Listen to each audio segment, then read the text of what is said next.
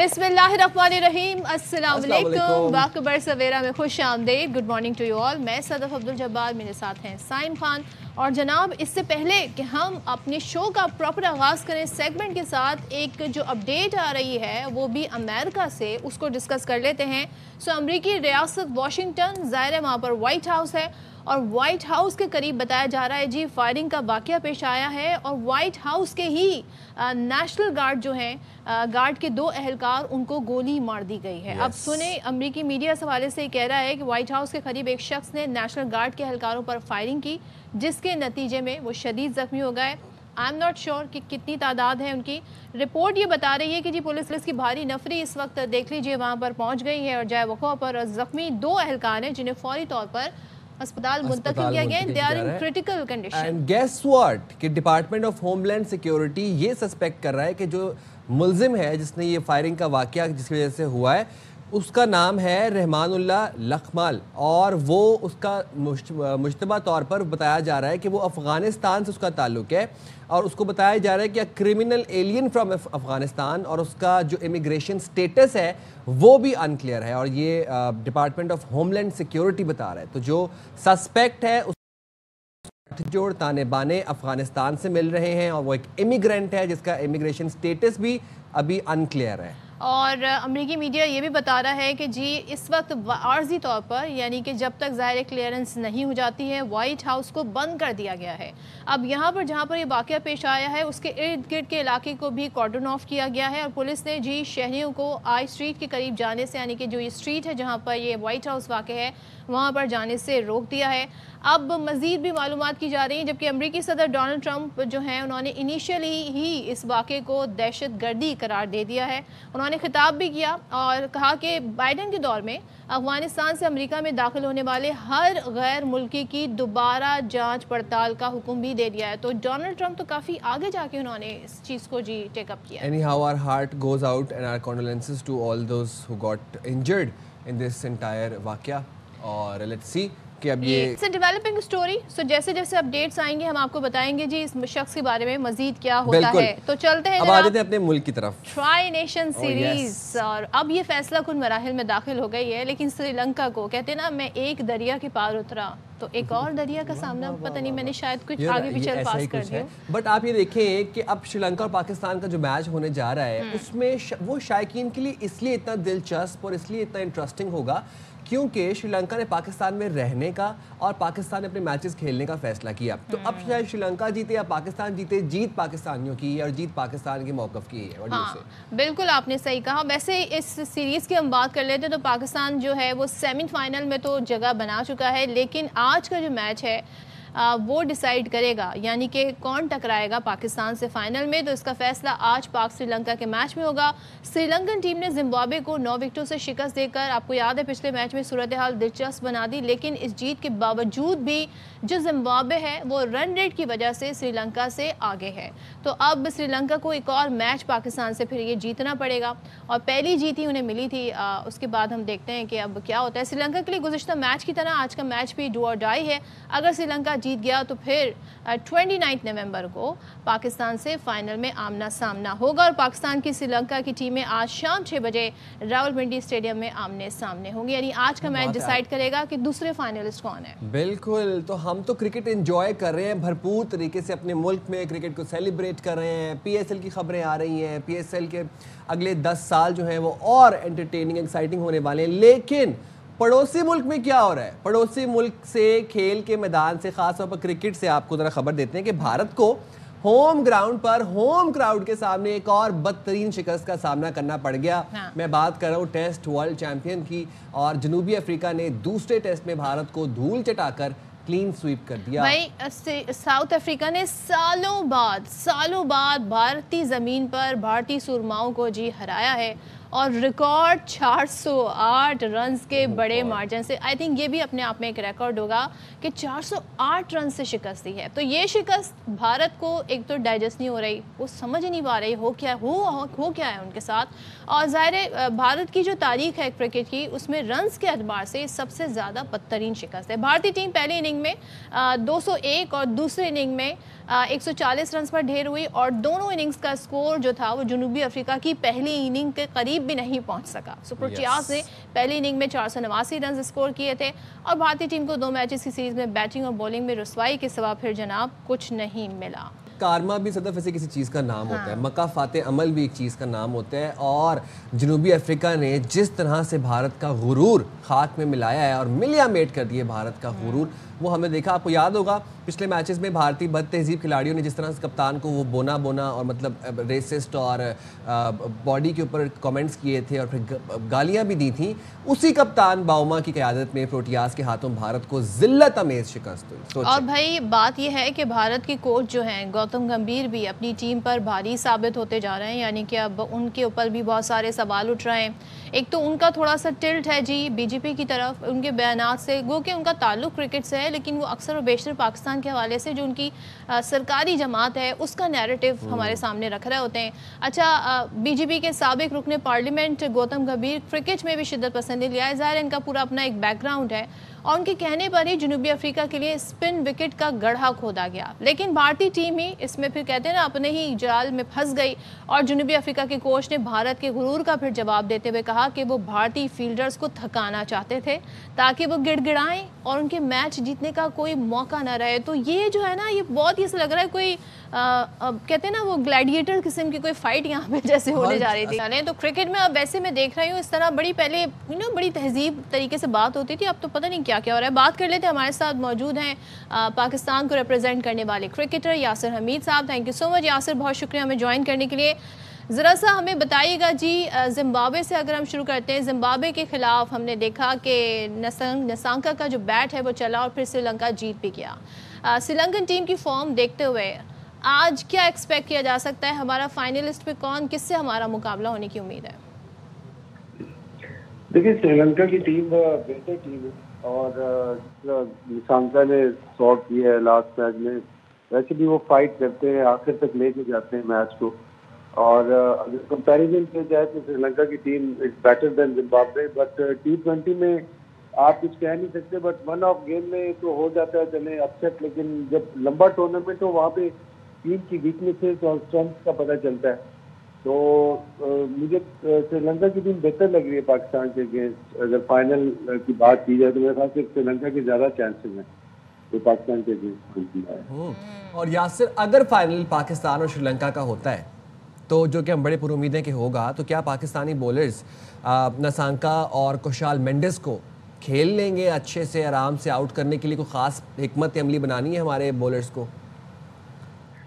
देखिए, फिर ये डिपेंड कि पाकिस्तान अगर चेस कर रहा है या टारगेट दिया एक अच्छा बड़ा टारगेट दिया तो ऑब्वियसली फिर श्रीलंकन बैट्समैन है उसको चेस करने के लिए जाएंगे, तो वहाँ पे गलती करने की गलती की जो है वो गुंजाइश ज़्यादा होती है कि वो बैट्समैन करें। अगर पाकिस्तान ने टारगेट ऐसा दिया है कि जो इतना अच्छा नहीं है, मतलब ज़्यादा 150-160, तो फिर उनके चांसेस ज़्यादा हैं क्योंकि टेक्निकली साउंड है वो और थोड़ा सा एग्रेशन भी है उनमें और अपना पॉजिटिव गेम खेलते हैं। तो पाकिस्तान को यही है कि पाकिस्तान की बॉलिंग जो है डेथ ओवर्स में बड़ी इंपॉर्टेंट है। फिर जो स्पिनर्स हैं, जिस तरह नवाज अच्छे बॉल कर रहे हैं, ऊपर से शाहीन अफरीदी भी जो है नया बॉल अच्छा कर रहे हैं, वो भी मैच विनिंग परफॉर्मेंसेस दे रहे हैं। तो इतना आसान नहीं होगा श्रीलंका के लिए अगर श्रीलंका आती है फाइनल में और पाकिस्तान के अगेंस्ट खेलती है, तो मेरे ख्याल से एक अच्छा मैच देखने को मिल सकता है। और यासिर, हमें थोड़ा सा ये बताइएगा कि हम ये देख रहे हैं कि ज़ाहिर है पाकिस्तान, साउथ अफ्रीका, उसके बाद जी श्रीलंका के साथ जो सीरीज़ हुई, अब ये ट्राई नेशन, पाकिस्तान फाइनल में इस वक्त, लेकिन मैं ये जानना चाह रही हूँ अब कुछ ही दिनों बाद यानी कि फ़ैब में अब T20 वर्ल्ड कप होना है और हमारी टीम की तैयारी किस लिहाज से क्या है, क्योंकि हम जीत कर शायद बहुत सारी चीज़ों को नज़रअंदाज कर देते हैं क्योंकि ज़ाहिर है हर जीत का मैटर करती है, स्ट्रैटेजी काउंट करती है, लेकिन वो प्लानिंग, वो तैयारी आपको इस टीम की नज़र आ रही है कि यही टीम आगे लेकर बढ़ेगी T20 वर्ल्ड कप को? देखिए, अच्छी मेरे ख्याल से अच्छा एक मौका मिल गया प्रिपरेशन का। ट्राई नेशन में पाकिस्तान को अपनी जो स्ट्रेंथ और वीकनेसेस हैं इनको एक्सप्लोर करने का मौका मिल गया, कौन से प्लेयर्स हैं जो कि अच्छी फॉर्म में है और एक जो कम्बिनेशन नज़र आ रहा है इस वक्त। और बस एक आध प्लेयर जिस तरह साइन की फॉर्म मुझे थोड़ी सी फिर हल्की सी डाउटफुल लग रही है, लेकिन जो अपने पोटेंशियल है उस पर नहीं खेले, बट बड़ा टूर्नामेंट है तो होपफुली कि वो भी वहाँ पे किक ऑफ करें, फायर करें। शायद ज़्यादा फरहान जो है वो बैटिंग में अच्छा करें। फिर हमारे पास एक جو فخر زمان کا جو لیوریج ہے ہمارے پاس مڈل آرڈر میں، وہ بڑا پازیٹیو امپیکٹ کریٹ کر سکتا ہے، کیونکہ وہاں پہ سری لنکا میں ہو سکتا ہے وکٹ اسپنر سائڈ پہ تھوڑا سا ہیلپ فل ہو، تو جہاں پہ اسپن ہو رہا ہو، لیفٹ آرم اسپنر ہو، لیفٹ ہینڈر آپ کے پاس پاور ہیٹر ہو مڈل آرڈر میں جو کہ سینسیبل بھی کھیل سکے، تو ایک اچھی ایک پریپریشن میں سمجھتا ہوں کہ اب تک پاکستان ٹیم کو سمجھ آ گئی ہوگی کہ یار ہمارا بیسٹ کمبینیشن کیا ہے ورلڈ کپ کے لیے، اور یہ ایک اچھا ٹورنامنٹ ہوا ہے جو ٹرائی نیشن ہے، اس میں پاکستان کو پتہ چل گیا کہ یار ان کی ٹیم کی اسٹرینتھ کیا ہے۔ اور یاسر بھائی ذرا انڈیا ساؤتھ افریقہ کی بات بھی کر لیتے ہیں۔ جنوبی افریقہ نے بھارت کے خلاف کلین سویپ کیا ہے، اور سارا جو بھارت کا غرور تھا اور جو تانے تھے اور وہ جس طریقے سے ان کے باؤما کو بلا رہے تھے، گالیاں دے رہے تھے، وہ سارا غرور میچز کے ذریعے اپنی کارکردگی سے نکال دیا ہے، بھارت کو سپن میں کے جال میں پھنسا کے مارا، تو اس کے بارے میں کیا کہیں گے؟ بالکل، South Africa throughout over the last year بہت اچھی کرکٹ کھیلتے ہیں، میرے خیال سے 12 میں سے 11 ٹیسٹ میچز جیتے ہیں بہوما، اور ایک میچ جو ہے وہ ڈرا ہوا ہے، تو آپ دیکھیں کوئی ہارے بھی نہیں ہیں، تو ایک ٹیم کا جو کمبینیشن بنا ہوا، جو بلیو آیا ہوا ان میں، جو پہلے نہیں تھا، چوک کر جاتی تھی ساؤتھ افریقہ کی ٹیم، بہت سے ایسے موقعوں پہ ہم نے دیکھا جیتا ہوا میچ ہار گئے، اب وہ جو بلیو آیا اس کو وہ کیری آن کر رہے ہیں، اور بھارت کو بھارت میں ہرانا اسپن وکٹس پہ، اور وہ بھی بیسک اسپنر کے ساتھ، جس طرح آف اسپنر ہے ان کے بیسک بالنگ کی ہے، انہوں نے ٹرن کیا، فلائٹ کی ہے، تو اچھی اسٹریٹجی سے کھیلے اور بڑا ان کو اسٹریٹجی سے مارا ہے، اور اچھی کرکٹ کھیلی ہے، ٹیکٹیکلی بہت اچھی کرکٹ کھیلی ہے، تو پھر کپتان کا کانفیڈنس جو تھا وہ بڑا ہائی رہا اپنے پلیئرز پہ، اور اپنے پلیئرز کو یوٹیلائز کیا اچھا۔ میرے خیال سے ساؤتھ افریقہ واقعی جو ہے وہ جو ٹاپ ٹیم ہے تو وہ پروو کر رہے ہیں the top test site. Thank you so much Yasir, ہمارے ساتھ دیکھتے ہیں جی آج کیا ہوتا ہے سری لنکا زمبابوے میچ میں، اور پھر فائنل ہوگا 29 کو، اس میں دیکھتے ہیں جی کون سی ٹیم اس ٹرائی نیشن سیریز کو جیتتی ہے۔ ویسے آپ نے وہ ٹرافی دیکھی ہے T20 کی؟ میں نے دیکھی ہے وہ T20 کی ٹرافی، لیکن ہم جہاں بھارت کی صرف بات کر رہے تھے، بھارت نے ساؤتھ افریقہ سے تو مار کھائی نا اسپن کے جال میں پھنسنے کے بعد، لیکن بھارت ایک اور محاذ پر بھی مار کھا رہا ہے، ویسے ہر جگہ مار ہی کھاتے رہتے ہیں۔ یہ دبئی ایئر شو ہوا، اس میں بھارتی طیارہ تھا تیجس، جو کہ بھارتی انتظامیہ کی نااہلی اور ایئر فورس کی نااہلی کے باعث وہ کریش ہوا، اور heart goes out to the pilot, deepest condolences to for his family as well. But Bharat اور ارمینیا کے بیچ میں ایک ڈیل چل رہی تھی، اور وہ اس میں یہ تھا کہ ارمینیا نے بھارت سے تیجس طیاروں کی خریداری کی ڈیل اب معطل کر دی ہے۔ انہوں نے کوئی 10 12 13 طیارے خریدنے تھے، انہوں نے معطل کر دی۔ اچھا، یہ ان کا اپنا فائٹر پلین ہے، اور بتایا جاتا ہے جی کہ 1985 سے یہ انہوں نے بنایا ہوا ہے، اور ظاہر اس کی مارکیٹنگ کر رہے تھے، اور دبئی ایئر شو جو ہے وہ ایک ایسا پلیٹ فارم ہوتا ہے جہاں پر بڑے بڑے ملک آتے ہیں، اپنی ڈسپلے کرتے ہیں اپنی ویپنز اور اپنی جو پلینز ہوتے ہیں، اور خاص طور پہ ہوم میڈ، تو یہ ایک طرح سے ایک کہتے ہیں نا ایک بڑا سیٹ بیک ہے، افسوسناک واقعہ ہوا۔ لیکن اب جو ان کی ایک تجارتی ڈیل ہونی تھی، اور بہت سارے سوال انڈیا سے اٹھ رہے ہیں کہ جی تیجس جو ہمارا فائٹر پلین ہے وہ کتنا کیپیبل ہے، اس کے اندر کتنی صلاحیت ہے، تو اسی وجہ سے آرمینیا نے جی یہ ڈیل جو ہے وہ ختم کر دی ہے۔ تیجس طیارے خریدنے پر مذاکرات ہوئے تھے۔ اب غیر ملکی جو میڈیا ہے وہ یہ کہتا ہے جی 12 طیاروں کی جو ڈیل کی مالیت ہے وہ $1.2 بلین تھی، اور اسرائیلی اخبار بتاتا ہے جی تیجس طیارے کی تباہی سے اسرائیل کو بھی نقصان ہوا، اور تیجس میں اسرائیلی کمپنی ایلٹا کا تیار کردہ AES اے رڈار بھی نصب تھا، تو یعنی کہ اس کے تمام جو پارٹس ہیں اس پر تنقید ہو رہی ہے۔ لیکن اس کے باوجود بھی ہم دیکھ رہے ہیں کہ امریکہ کو ذمہ دار ٹھہرا رہا ہے بھارتی میڈیا، کہہ رہے ہیں جی ان کے انجن تھے، تو اسرائیل کا کچھ نہیں بتا رہے، باقی کسی کا کچھ نہیں بتا رہے، امریکی انجن، کیونکہ امریکہ سے آج کل ڈونلڈ ٹرمپ صاحب سے وہ خفا ہیں، کافی خفا ہیں۔ جا سکتے ہیں مطلب اچھا ناٹ ٹو فرگیٹ تیجس وہی ہے کہ جس میں مودی خود بیٹھ کے اور فوٹو شوٹ کروا رہے تھے، اور مودی نے بڑی ہائپ کریٹ کی تھی تیجس کی، یہ وہی تیجس ہے جسٹ بائی دا وے، میں نے کہا یہ بھی بتا دوں آپ کو۔ اچھا now coming back to our country, ملک میں کیا چل رہا ہے، سیاسی منظرنامے پر نظر ڈال لیتے ہیں ایک دفعہ، اور بھائی بڑا دلچسپ معاملہ ہے، معاملہ اس سینس میں کہ کافی عرصے بعد نواز شریف صاحب منظر عام پر آئے، ظاہر ہے ایک پارٹی کے قائد ہیں، اور ہم اکثر و بیشتر دیکھتے ہیں کہ بڑے بڑے ہم موقع ہوتے ہیں، 27 ترمیم پہ ہم نے انہیں دیکھا تھا لاسٹ ٹائم جب وہ ووٹ کاسٹ کرنے آئے تھے۔ اب ہوا کیا ہے، خاص طور پہ جو ضمنی الیکشن ہوئے، تو ضمنی الیکشن میں نون لیگ کو کامیابی ہوئی، اور وہ کہہ رہے ہیں دیکھیں جی ہماری کارکردگی کو ووٹ پڑا ہے، اور بیانیہ جو ہے مخالف پارٹی کا وہ ہار گیا ہے۔ اس کے بعد نواز شریف صاحب سابق وزیر اعظم ان کی انٹری ہوتی ہے، اور پھر وہ وہاں پر باقاعدہ ایک تقریر بھی کرتے ہیں۔ لیکن انہوں نے کہا جی کہ بانی پی ٹی آئی اکیلے مجرم نہیں ہیں بلکہ انہیں لانے والے اس سے بڑے مجرم ہیں اور بانی پی ٹی آئی کے لانے والوں سے پورا حساب لینا چاہیے. اب یہ جو سارے لوگ بیٹھے تھے ان میں یہ 9 منتخب لیگی ارکان تھے جو الیکشن جیت کر آئے ہیں. اب کہتے ہیں جی کہ گزشتہ دور حکومت میں ملک میں صرف تباہی آئی. پھر انہوں نے کچھ نمبرز بھی شیئر کیے کہ انفلیشن جب پچھلی حکومت تھی تو کیا تھا, پچھلی حکومت سے مراد پی ٹی آئی کی حکومت کیا تھی, ہماری حکومت میں کیا انفلیشن کا ہے. کہتے ہیں جی میں نے اپنے دور میں بڑے کام کیے لیکن شہباز اور مریم مجھ سے آگے نکل گئے. تو ان شارٹ بڑے میاں صاحب کا سیاست میں آئی بلیو کہ واپس کم بیک ہو گیا, تو انہوں نے کیا کہا آپ کو سناتے ہیں. خان صرف اکیلا مجرم تھا, اس کو لانے والے بھی اس سے بڑے مجرم تھے جو اس کو لے کے آئے. پورا ان کا حساب لینا چاہیے. کرکٹ کھیلنے آئے تھے وہی کھیلتے رہے یہاں پہ 5 سال. ملک کا قوم کا دیوالیہ نکال دیا. نفرت, جھوٹ, گالی گلوچ, بدتمیزی, بدتہذیبی, دنگا فساد اور فتنے کو بری طرح سے اللہ تعالیٰ نے شکست دی ہے. جو حالت کی ہے انہوں نے اس کا خمیازہ ہر پاکستانی بھگت رہا ہے. خود کئی فیصلے خود نہیں کر سکتے. بہت سارے فیصلے ہمارے غیروں کے ہاتھ میں انہوں نے دیے ہیں. میں شہباز شریف صاحب کو, مریم نواز شریف صاحبہ کو شاباش دیتا ہوں. ڈیفالٹ سے بچایا ہے. اقتصادی دیوالیہ پن ہو چکا تھا, اخلاقی دیوالیہ پن ہو چکا تھا, معاشی انسانیت کا یہاں پہ دیوالیہ پن کر دیا گیا تھا, میں سمجھتا ہوں. اچھا جی, موونگ فارورڈ ناؤ. اچھا پھر مریم نواز صاحبہ نے بھی گفتگو کی اور انہوں نے یہ کہا کہ ملک میں یہ جو بد تہذیبی کا کلچر عام ہوا, ملک کو دیوالیہ ہونے کا بتایا جا رہا تھا اور دیوالیہ ہونے کے دہانے تک پہنچایا گیا. انہوں نے کہا کہ میں نے, نواز شریف صاحب نے یہ بات کہی کہ میں نے اپنے دور میں بہت کام کیا لیکن مریم اور شہباز میرے سے آگے نکل گئے. مریم نواز صاحبہ نے کہا کہ مخالفین کچھ بھی کہیں, عوام کو اصل اور نقل کی پہچان ہو گئی ہے اور میاں نواز شریف صاحب جو ہیں وہ اس ملک کا پاسٹ, پریزنٹ اینڈ فیوچر ہیں. مزید کیا کہا آپ کو سنواتے ہیں.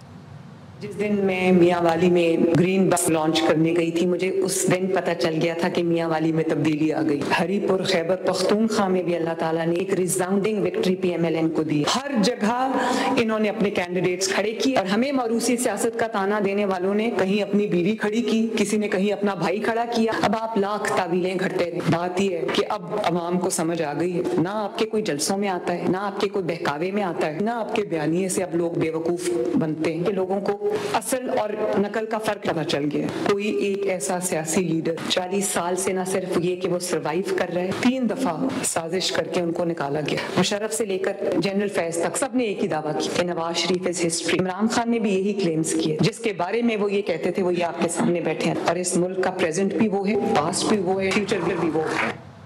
اچھا جی, دوسری جانب ہم یہ دیکھ رہے ہیں کہ ایسے میں ساتھ ہی کچھ حالات ایسے ہیں کہ رپورٹس آ رہی ہیں. اس سے پہلے آپ نے دیکھا ہوگا آئی ایم ایف کا سروے بھی آیا, لیکن اس پہ بھی بات کریں گے. لیکن ہم خاص طور پہ دیکھ رہے ہیں جو ملکی حالات ہیں اس میں دہشت گردی کے واقعات جو ہو رہے ہیں وہ کافی تشویشناک ہیں. خصوصاً ہم کے پی کی اگر بات کریں تو دہشت گردی کے واقعات میں یہاں پر حالیہ دنوں میں اضافہ ہوا ہے اور خیبر پختونخوا کے جو اراکین اسمبلی ہیں انہیں منشیات خاص طور پر نوجوانوں میں آئس کے بڑھتے استعمال کو بڑا خطرہ بھی قرار دیا ہے. ساتھ ہی ملک میں ہم یہ دیکھ رہے ہیں سروے آ رہے ہیں, اس سے پہلے آئی ایم ایف نے کیا کیا نہیں بتایا, کرپشن کے حوالے سے بہت بتایا, بہت سارے ڈپارٹمنٹس بتائے, ادارے بتائے کہ کہاں پر کیا ہو رہا ہے. لیکن ایسے میں ایک اور سروے آیا ہے, لیبر سروے. وہ یہ بتاتا ہے کہ بے روزگاری بڑھنے سے قومی لیبر سروے ہمیں یہ بتاتا ہے کہ کس قدر نقصان ہو رہا ہے. گزشتہ 5 سال میں بے روزگاری میں 0.8% تک اضافہ ہوا اور 2023 کی مردم شماری کے مطابق ملک کی آبادی 24,14,90,000 ہے, جبکہ سروے بتاتی ہے کہ پاکستان میں اس وقت تقریباً 80 لاکھ افراد بے روزگار ہیں. اور اس سے پہلے آئی ایم ایف نے بھی بتایا تھا کہ پاکستان میں کرپشن اور گورننس کے جو مسائل ہیں اسے بہتر کر لیا جائے تو جی ڈی پی جو ہے وہ 5 سے 6% تک ترقی کر سکتی ہے. تو اسی حوالے سے پھر بات کر لیتے ہیں. ہمارے ساتھ موجود ہیں مسلم لیگ نون کے رہنما وزیر مملکت و معاون خصوصی حذیفہ رحمان. بہت شکریہ حذیفہ, آپ نے باخبر سویرا کے لیے وقت نکالا. ذرا بتائیے گا, ضمنی انتخابات کے نتائج سے مسلم لیگ نون کافی خوش اور مطمئن نظر آ رہی ہے, سیٹسفائیڈ نظر آ رہی ہے. کافی دنوں بعد نون لیگ کے قائد میاں نواز شریف کا بیان, اس کا واضح ثبوت بھی ہے. کل ہم نے دیکھی بھی ساری تمام تر میڈیا بریفنگ, ان کی پریس کانفرنس. سیاسی سطح پر یہ پیش رفت آپ کو کیا لگتا ہے کہ کتنی اہم ہے؟ جی بہت شکریہ جی. مجھے ایک تو آپ کی آواز کلیئر نہیں آ رہی, لیکن بیچ میں کچھ الفاظ سے میں آپ کو پورا سوال سمجھ گیا ہوں. اچھا, لیکن جی پہلی بات تو یہ ہے کہ بالکل ضمنی انتخابات کے جو نتائج ہیں بالکل پی ایم ایل این یہ سمجھتی ہے کہ بڑے خوش آئند ہیں, کیونکہ اگر آپ دیکھیں کہ جو ہری پور ہے ضمنی انتخابات میں ہم نے اس وقت ووٹ لیا, وہاں پر تقریباً 1,67,000, لیکن لوگ فیکٹس بھول جاتے ہیں بتانا. 2024 میں یہاں پر ہم نے 1,13,000 ووٹ لیا تھا, اور جب 1,13,000 جب ووٹ لیا تھا تب ظاہر ہے پی ٹی آئی جو ہے اس وقت ویو بھی تھی ان کی, اور پی ڈی ایم حکومت کی ناکامی کا بیانیہ بھی ہمارے سر پر ڈال دیا گیا تھا. بانی تحریک انصاف کو 3 سزاؤں کا بیانیہ بھی تھا, ایبسلوٹلی ناٹ بھی تھا. اس کے باوجود بھی یہاں پر 1,13,000 ووٹ جنرل الیکشن میں ہم نے لیا تھا.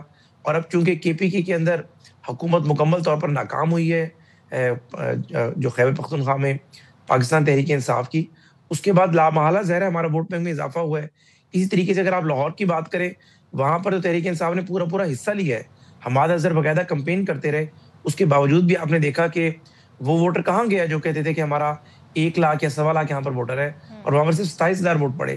اس کا مطلب یہ ہوا کہ لوگوں نے بار بار جو احتجاج تھا اور مارو اور مرو کے بیانیے کو مسترد کیا. اسی طریقے سے اگر آپ بات کریں ڈیرہ غازی خان کی, وہاں پر بھی جو پیپلز پارٹی کے امیدوار تھے انہوں نے باقاعدہ پاکستان تحریک انصاف کی پوری سپورٹ انہیں حاصل تھی, کیونکہ ان کے جو بھائی ہیں سیف الدین کھوسا وہ تحریک انصاف سے تھے اور پوری کمپین انہوں نے چلائی.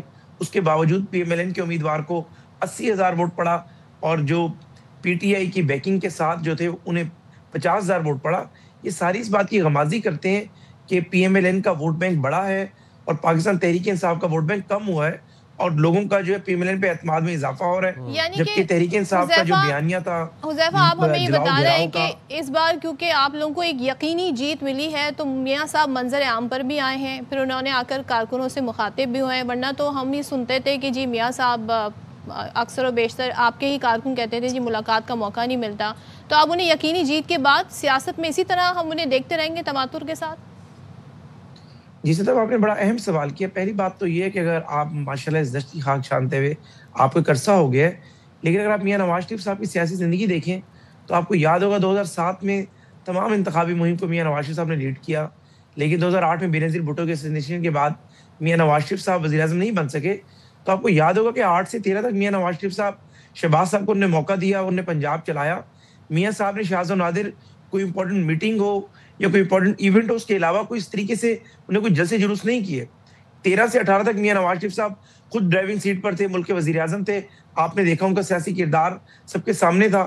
لیکن اب دیکھیں 2024 سے میاں نواز شریف صاحب کے بھائی وزیر اعظم ہیں, بیٹی وزیر اعلیٰ ہے, تو کوئی ضرورت نہیں ہے کہ وہ کوئی سیاسی جلسے کریں, کوئی سیاسی میٹنگز کریں, کوئی اینکرز کو انٹرویوز دے رہے ہوں. میاں صاحب پیچھے بیٹھ کر ساری چیزوں کو آبزرو کر رہے ہیں. اب جب 13 حلقوں میں ضمنی انتخابات ہوئے, پی ایم ایل این نے دوبارہ جو ہے کم بیک کیا, تو میاں نواز شریف صاحب سامنے آئے. اور آئندہ بھی جب پی ایم ایل این کی سیاسی اسٹریٹجی ہوگی, کوئی جلسے جلوس کرنے ہوں گے یا کوئی انتخابی ماحول ہوگا, تو میاں نواز شریف صاحب نے اسے لیڈ کرنا ہے. اس طریقے سے بنا دینا کہ میاں صاحب خاموش تھے, اچانک سے وہ بول پڑے, بالکل ایسا نہیں ہے. میاں نواز شریف صاحب نے بیسیکلی میں نے ورڈ یوز کیا یقینی جیت کا, تو آئی تھنک وہ کانفیڈنس انہیں اس سے ملا. مجھے ایک چیز بتائیے گا حذیفہ, ابھی مریم صاحبہ کا بھی ہم نے شارٹ سنوایا, وہ بھی اس بات کا اعتراف کریں کہ بے روزگاری ہے. آپ ہی کی گورنمنٹ کے اندر جی آئی ایم ایف کی رپورٹ آتی ہے, وہ کرپشن کے حوالے سے, بیڈ گورننس کے حوالے سے بتاتی ہے. پھر ابھی لیبر سروے آیا ہے, وہ بتا رہا ہے کہ جی کتنے لاکھ لوگ پاکستان میں بے روزگار ہیں. لیکن جو میاں صاحب بیٹھ کے کارکردگی کے حوالے سے اپنا بتا رہے ہیں, وہ کہتے ہیں جناب کہ ہمارے دور میں جی کامیابی تھی, انفلیشن کم تھا. پی ٹی آئی کے دور میں انفلیشن کہاں چلا گیا تھا؟ آپ ہی کے دور میں ہوا کرتے تھے زبیر صاحب, وہ کہتے ہیں جی فیکٹس بتائیں میاں صاحب کو, جب پی ٹی آئی گئی تو 12% پہ تھا انفلیشن, اور جب آپ کی گورنمنٹ آئی پی ڈی ایم کی تو پھر جناب یہ 38 پر چلا گیا. تو ذرا فیکٹس فگر, بہت شکریہ صدف, فیکٹس فگر صحیح ہو جائیں تو پھر میاں صاحب کو بھی حقائق بتاؤں.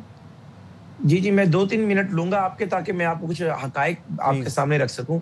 پہلی بات تو یہ ہے کہ صدف, میاں نواز شریف صاحب نے 2017 جولائی میں جب ان کی حکومت کو برطرف کیا گیا یا ایک متنازع عدالتی فیصلے کے ذریعے انہیں ختم کیا گیا, گھر بھیجا گیا, انہوں نے اس سے کمپیریزن کیا 2022 کا. 2022 میں آپ کو یاد ہوگا کہ پاکستان تحریک انصاف کی حکومت دنیا کی واحد حکومت تھی جس نے آئی ایم ایف کے ساتھ آفیشیلی ڈاج کیا, اور آئی ایم ایف نے اس کے بعد پوری دنیا کو جا کر بتایا کہ ہم قرض کے متعلق ایک مالیاتی ادارہ ہے, اور پاکستان واحد ملک ہے جن نے ہمارے سے مس کمٹمنٹ کی ہے. اور آپ کو یاد ہوگا کہ اس مس کمٹمنٹ کی جو کاسٹ ہے, پاکستان نے بڑی ہیوی کاسٹ پے کی. چائنا ہو گیا, سعودی عربیہ ہو گیا, ٹرکی ہو گیا, پاکستان کے دوست ممالک تھے, انہوں نے بھی ہاتھ کھڑے کر دیے تھے کہ جو ملک آئی ایم ایف کو ڈاج کر سکتا ہے لین دین کے حوالے سے, ہم تو چونکہ مالیاتی حوالوں کو اس طریقے سے ٹریٹ کر ہی نہیں سکتے. اگر مالیاتی ایک بڑا ادارہ جو ہے وہ یہ کلیم کر رہا ہے کہ ہمارے ساتھ انہوں نے اتنا بڑا مس کمٹمنٹ کی ہے، تو اس کے بعد ظاہر ہے پاکستان کے دیوالیہ ہونے پہ ایک مور ثبت ہو گئی تھی. اور بانی تحریک انصاف جولائی 2022 میں اگر آپ ان کی تقاریر وغیرہ اٹھا کر دیکھیں یا آپ ان کی زمان پارک میں پریس بریفنگ کو دیکھیں، وہ کہتے تھے کہ پاکستان کنفرم دیوالیہ ہوگا، کیونکہ انہیں پتا تھا کہ میں نے ایسی مائنز بچھائی ہیں کہ اس ملک میں دیوالیہ ہونا ہی ہونا ہے اور پاکستان سری لنکا بنے گا. عوام بڑی تعداد میں بے روزگار ہے. آئی ایم ایف تو آپ کی کارکردگی پہ سوال اٹھا رہا ہے. میں اسی طرف آ رہا ہوں. صرف 1 منٹ مجھے مزید دیں گی. اس کے بعد ہم نے کیا کیا؟ ہم نے آئی ایم ایف کا معاہدہ بچایا، اسے بحال کرایا، آپ کے میکرو انڈیکیٹرز کو ٹھیک کیا، جو آپ کے ریزروز $3-4 بلین پر آ گئے تھے اسے $20 بلین تک لے کر گئے. ڈالر جو 175 سے 330 پر چلا گیا تھا عدم اعتماد کے دوران، اسے 280 پر آ کر روکا. اب اس وقت دنیا کے تمام بڑے ادارے مانتے ہیں کہ آپ کے میکرو انڈیکیٹرز ٹھیک ہو چکے ہیں، لیکن جو بات آپ کر رہی ہیں وہ مائکرو انڈیکیٹر سے متعلق ہے، اس پر کام کر رہے ہیں اور کام ہونا باقی ہے. اور آئی ایم ایف کی جو رپورٹ کی آپ بات کر رہے ہیں وہ صرف فیڈرل گورنمنٹ کے متعلق نہیں ہے اور وہ کرپشن کے متعلق بھی نہیں ہے. وہ ظاہر ہے مختلف آڈٹ پیراز ہیں جن کو دیکھتی آئی ایم ایف کے پیسے کی لیکیج ہو رہی ہے. اس کے اندر ظاہر ہے ایک بڑا حصہ سندھ بھی ہے، کے پی کے بھی ہے، پنجاب بھی ہے. لیکن اس رپورٹ کو میں یہ نہیں کہہ رہا کہ وہ رپورٹ جو ہے ہم اس کے اوپر غور نہیں کریں گے، اس کو ٹھیک کرنے کی ضرورت ہے. لیکن پاکستان کے اندر آپ نے معیشت کو ٹریک پر چڑھا دیے، جو میاں نواز شریف صاحب بات کر رہے تھے. اب میکرو انڈیکیٹرز ٹھیک کرنے کی ضرورت ہے، جس میں بے روزگاری ہے، اشیاء خوردنوش کی قیمتیں ہیں، بجلی کی فردر قیمتیں ہیں، ادویات کی قیمتیں ہیں. لیکن میکرو انڈیکیٹرز اگر ٹھیک نہ ہوتے تو آپ آج مائکرو انڈیکیٹرز کی بات نہ کر رہی ہوتی. اور آپ کہہ رہے ہیں because of I M F کی وجہ سے یہ حالات بہتر ہوئے ہیں. اور احسن اقبال صاحب، یہ جو بے روزگاری بڑھ رہی ہے اس کا ذمہ دار بھی آئی ایم ایف کو ٹھہرا رہے ہیں، تو ذرا سا ہمیں یہ سمجھائیں. نہیں، میں آئی ایم ایف نہیں کہہ رہا، میں یہ عرض کر رہا ہوں کہ پاکستان یا تو آئی ایم ایف کے پروگرام میں نہ جاتا. 2016 میں فرسٹ ٹائم ہوا تھا کہ میاں نواز شریف صاحب نے آئی ایم ایف کو خیبات کہا تھا، لیکن 17 میں انہیں فارغ کیا گیا. 18 میں جس طریقے کا ماحول بنا، 19 میں پھر آئی ایم ایف میں گئے، 22 میں آئی ایم ایف کا معاہدہ ہم نے توڑ دیا. پھر 22 میں مجبوری میں آئی ایم ایف کی جو سخت شرائط ہے اس کے ساتھ اس معاہدے کو بحال کرنا پڑا. آج اس کے اثرات ہیں. یاد ماضی تو عذاب ہے. آپ ہمیں لائحہ عمل بتائیں. قومی لیبر سروے یہ بتا رہا ہے کہ 80 لاکھ افراد اس وقت ملک میں بے روزگار ہیں. لائحہ عمل کیا ہے حکومت کا؟ جی، لائحہ عمل میں آپ کے سامنے رکھ دیتا ہوں. دیکھیں جی، وزیر اعظم صاحب بالکل اس کے اوپر انتہائی سنجیدہ ہیں.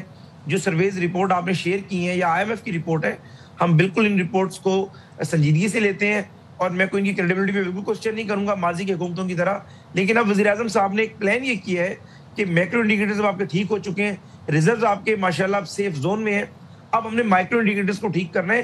انشاءاللہ تعالیٰ اگلے 3-4 مہینوں میں آپ دیکھیں گے کہ یہ اعداد و شمار بھی بہتر ہوں گے. بے روزگاری کو ہم نے کم کرنا ہے، جی ڈی پی آپ کا جو ہے اس کو اوپر لے کر جانا ہے. تو انشاءاللہ تعالیٰ آپ ہمیں 1 سال کم از کم دیں.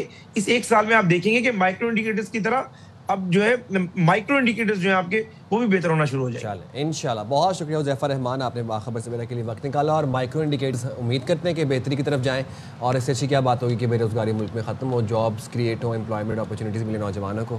چلیں جی، ہم بریک لیتے ہیں، بریک کے بعد واپس آتے ہیں.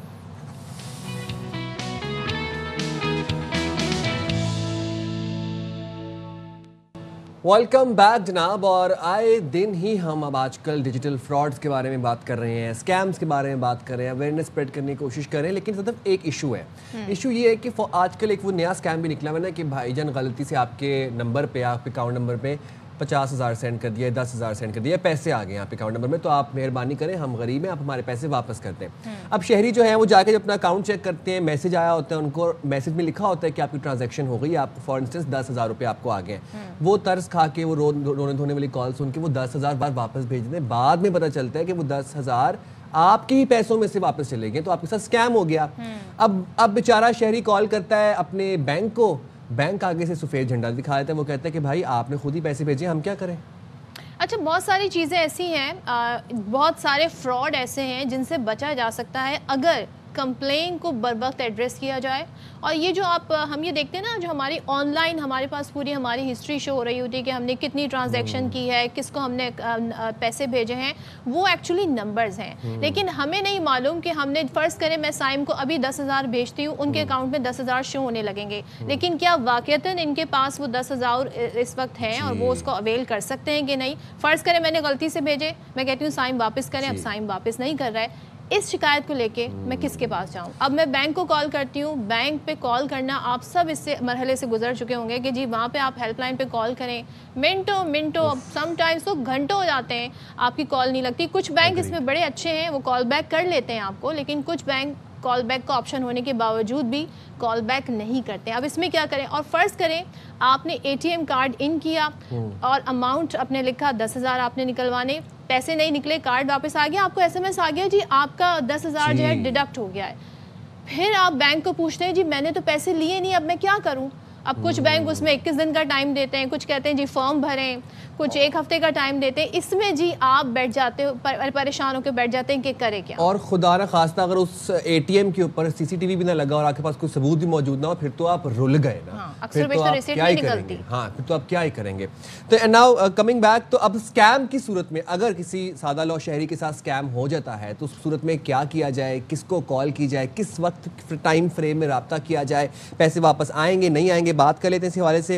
ہمارے موجود ہیں director general legal affairs president secretariat Zia ul-Rashid Abbasi صاحب. بہت شکریہ سر آپ نے باخبر سویرا کے لیے وقت نکالا. سب سے پہلے ہم یہ جاننا چاہیں گے آپ سے کہ فار انسٹنس کسی سادہ لو شہری سے اسکیم ہو جاتا ہے اور یہی اسکیم ہوتا ہے کہ وہ اس کو کال آتی ہے کہ آپ کو غلطی سے بھائی آپ اکاؤنٹ نمبر میں 10,000 سینڈ کر دیے اور میسج بھی وہ دیکھ لیتا ہے. اب وہ 10,000 واپس مانگا جاتا ہے، اس سے وہ 10,000 واپس سینڈ کر دیتا ہے. بعد میں پتہ چلتا ہے کہ اس کے اپنے پیسوں میں سے وہ 10,000 سینڈ ہو گیا.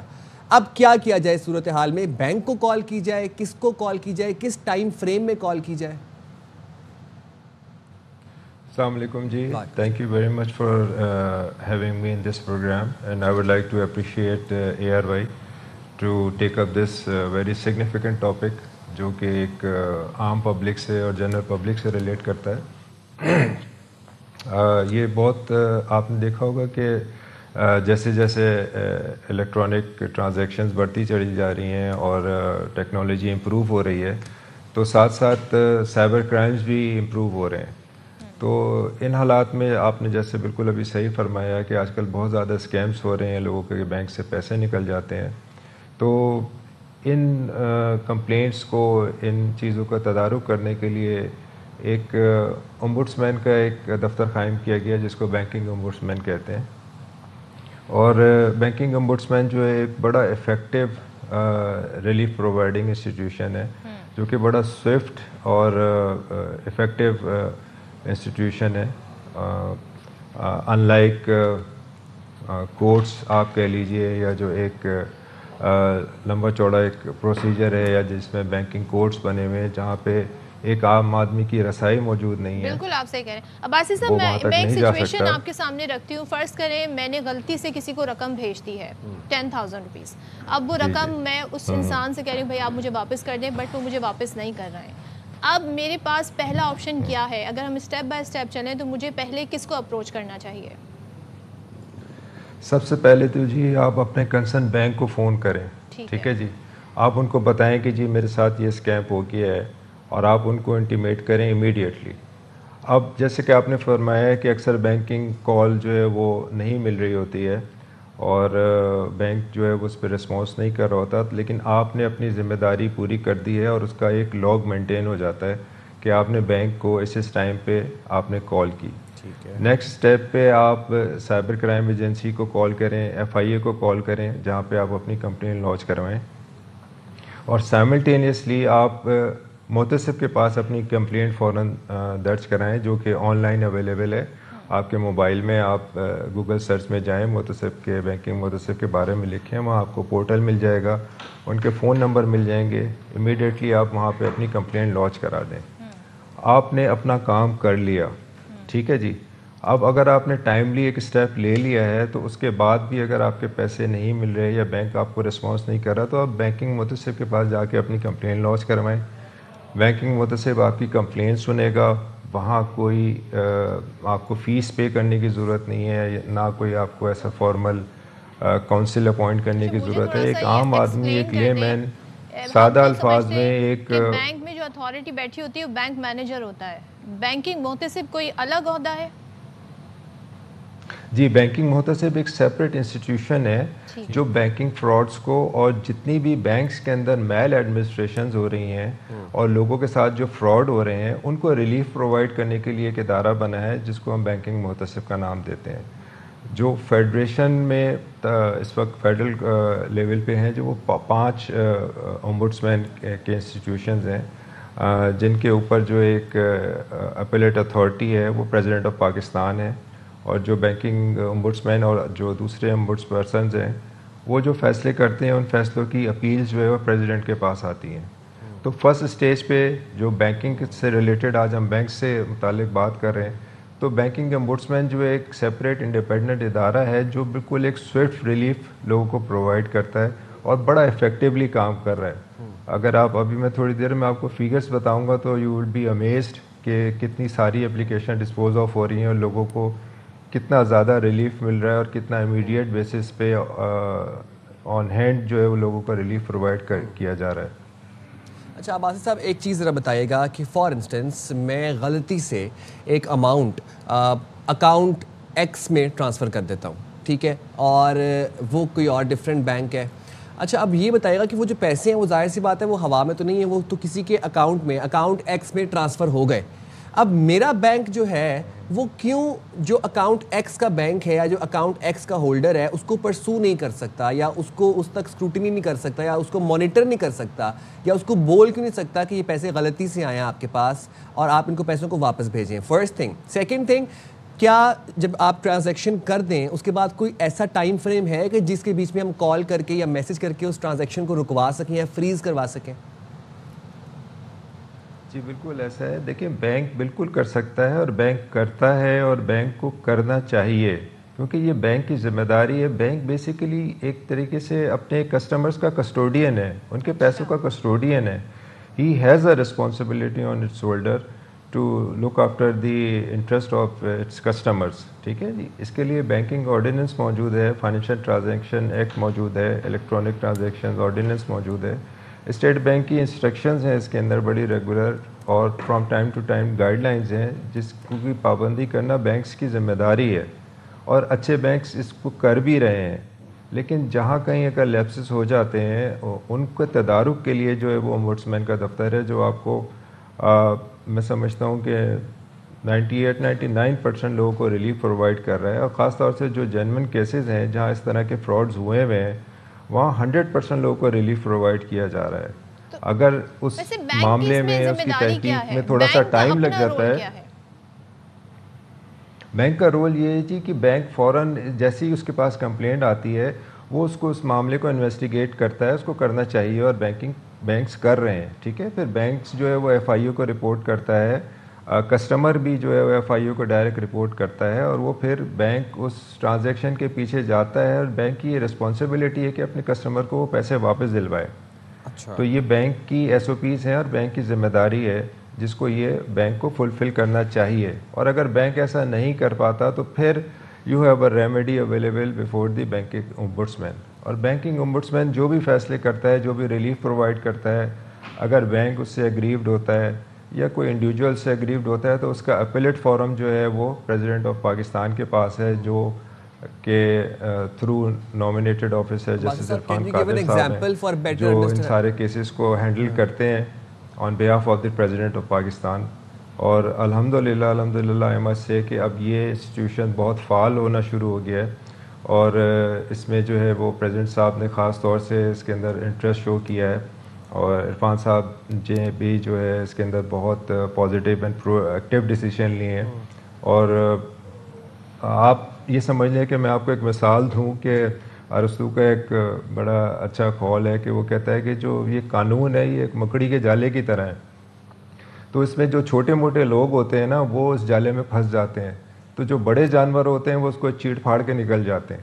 تو this is what is actually happening in our country کہ عام آدمی بیچارہ ایک چھوٹا کریانے اسٹور والا, ایک عام سیلڈیڈ پرسن جس کے ساتھ یہ بینکنگ فراڈ ہو رہا ہے اور اس کی سمجھ نہیں آتی کہ مجھے ریمیڈی کہاں سے ملے گی, میں کس کورٹ میں جاؤں گا, تو اس کے لیے بینکنگ متصرف کا ادارہ ہے اور اس کے اوپر جو ہے وہ پریزیڈنٹ آفس موجود ہے.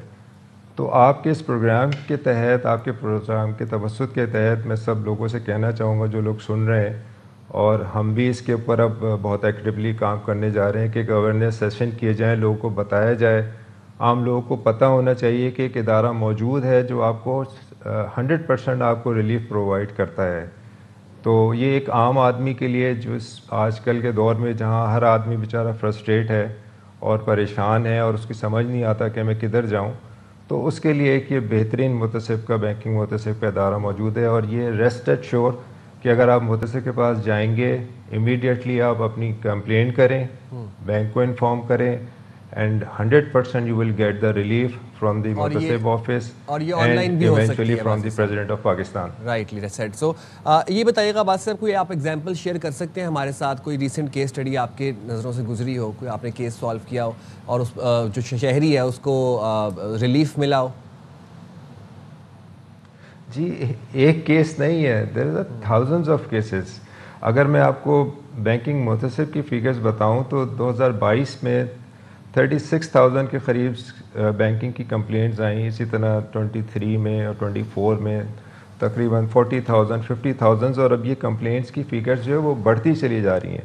اور میں آپ کو بتاؤں کہ جو اگر ہم فیگرز میں جائیں تو لاسٹ جو بینکنگ متصف نے ریلیف پرووائڈ کیا ہے فائنینشیل، وہ 1.6 بلین اماؤنٹ کا لوگوں کو ریلیف پرووائڈ کیا ہے. اس کے اندر چھوٹی اماؤنٹس کی بھی ہیں، کسی کے 25,000 بینک سے نکل گئے، کسی کے جو ہے وہ 60,000 نکل گئے، کسی کے 70,000 نکل گئے بینک سے پیسے. اب اس میں ڈفرینٹ ٹائپ کے بینکنگ فراڈز موجود ہیں. اس میں سب سے زیادہ تو کیسز آتے ہیں اسپوف کالز کے، کہ آپ کو بینک نمبر سے کال آ جاتی ہے ایک عام آدمی کو، اور اس کے پاس آپ کے کریڈینشیل موجود ہوتے ہیں اور وہ امپرسونیٹ کر کے کہتا ہے کہ جی میں بینک کا نمائندہ بات کر رہا ہوں.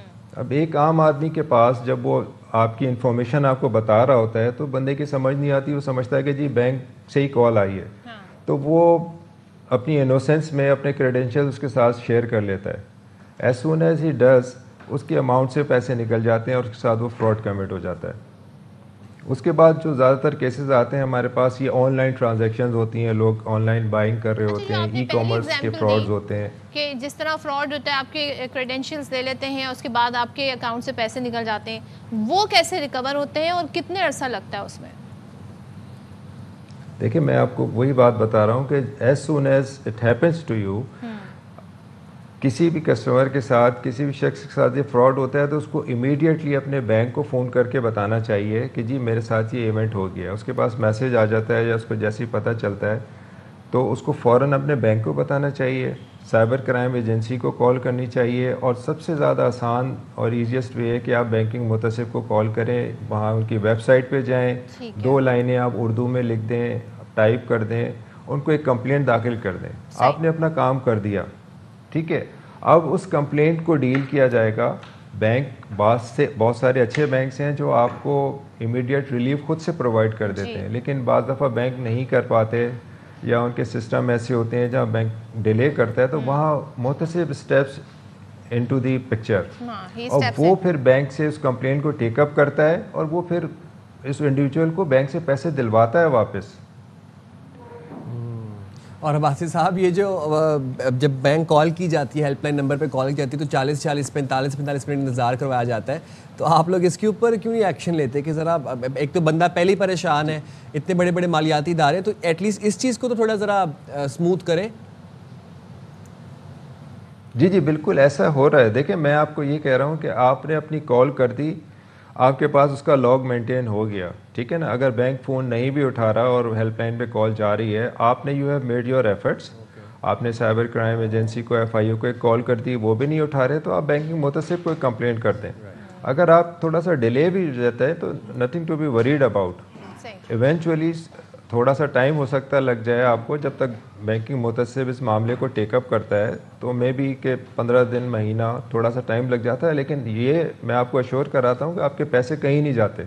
اس طرح کے فراڈز میں، اس طرح کی جو ٹرانزیکشنز ہوتی ہیں جس میں بندے کے ساتھ انوسینس جو ہے وہ فراڈ ہو جاتا ہے، وہ بینکنگ متصف انشور کرتا ہے کہ آپ واپس دلائے جائیں. اور سم ہاؤ اگر کسی کیس میں سم ہاؤ اگر کسی کیس میں نہیں واپس ہو پاتے تو پھر پریزیڈنٹ کا آفس موجود ہے، ٹھیک ہے، آپ نے بڑے اچھے سے ساری چیزیں آؤٹ آف دی وے جا کے with in the 4 corners of law. آپ نے بڑے اچھے سے ایکسپلین کر دیا کہ کیا کیا اسٹیپ ہونے چاہیے، کیا کرنا چاہیے، اور ظاہر ہے تھوڑا سا اس پہ بھی کام ہو جائے اگر بینک آپ کال کرتے ہیں تو فوری ریسیو کر لیں اور آپ کی کمپلین کو فوری ایڈریس کر لیں، ویٹ نہ کروائیں ہمیں. بالکل جی. ہم جائیں گے چھوٹی سی بریک پہ، حاضر ہوں گے بریک کے بعد. اسٹے ود اس.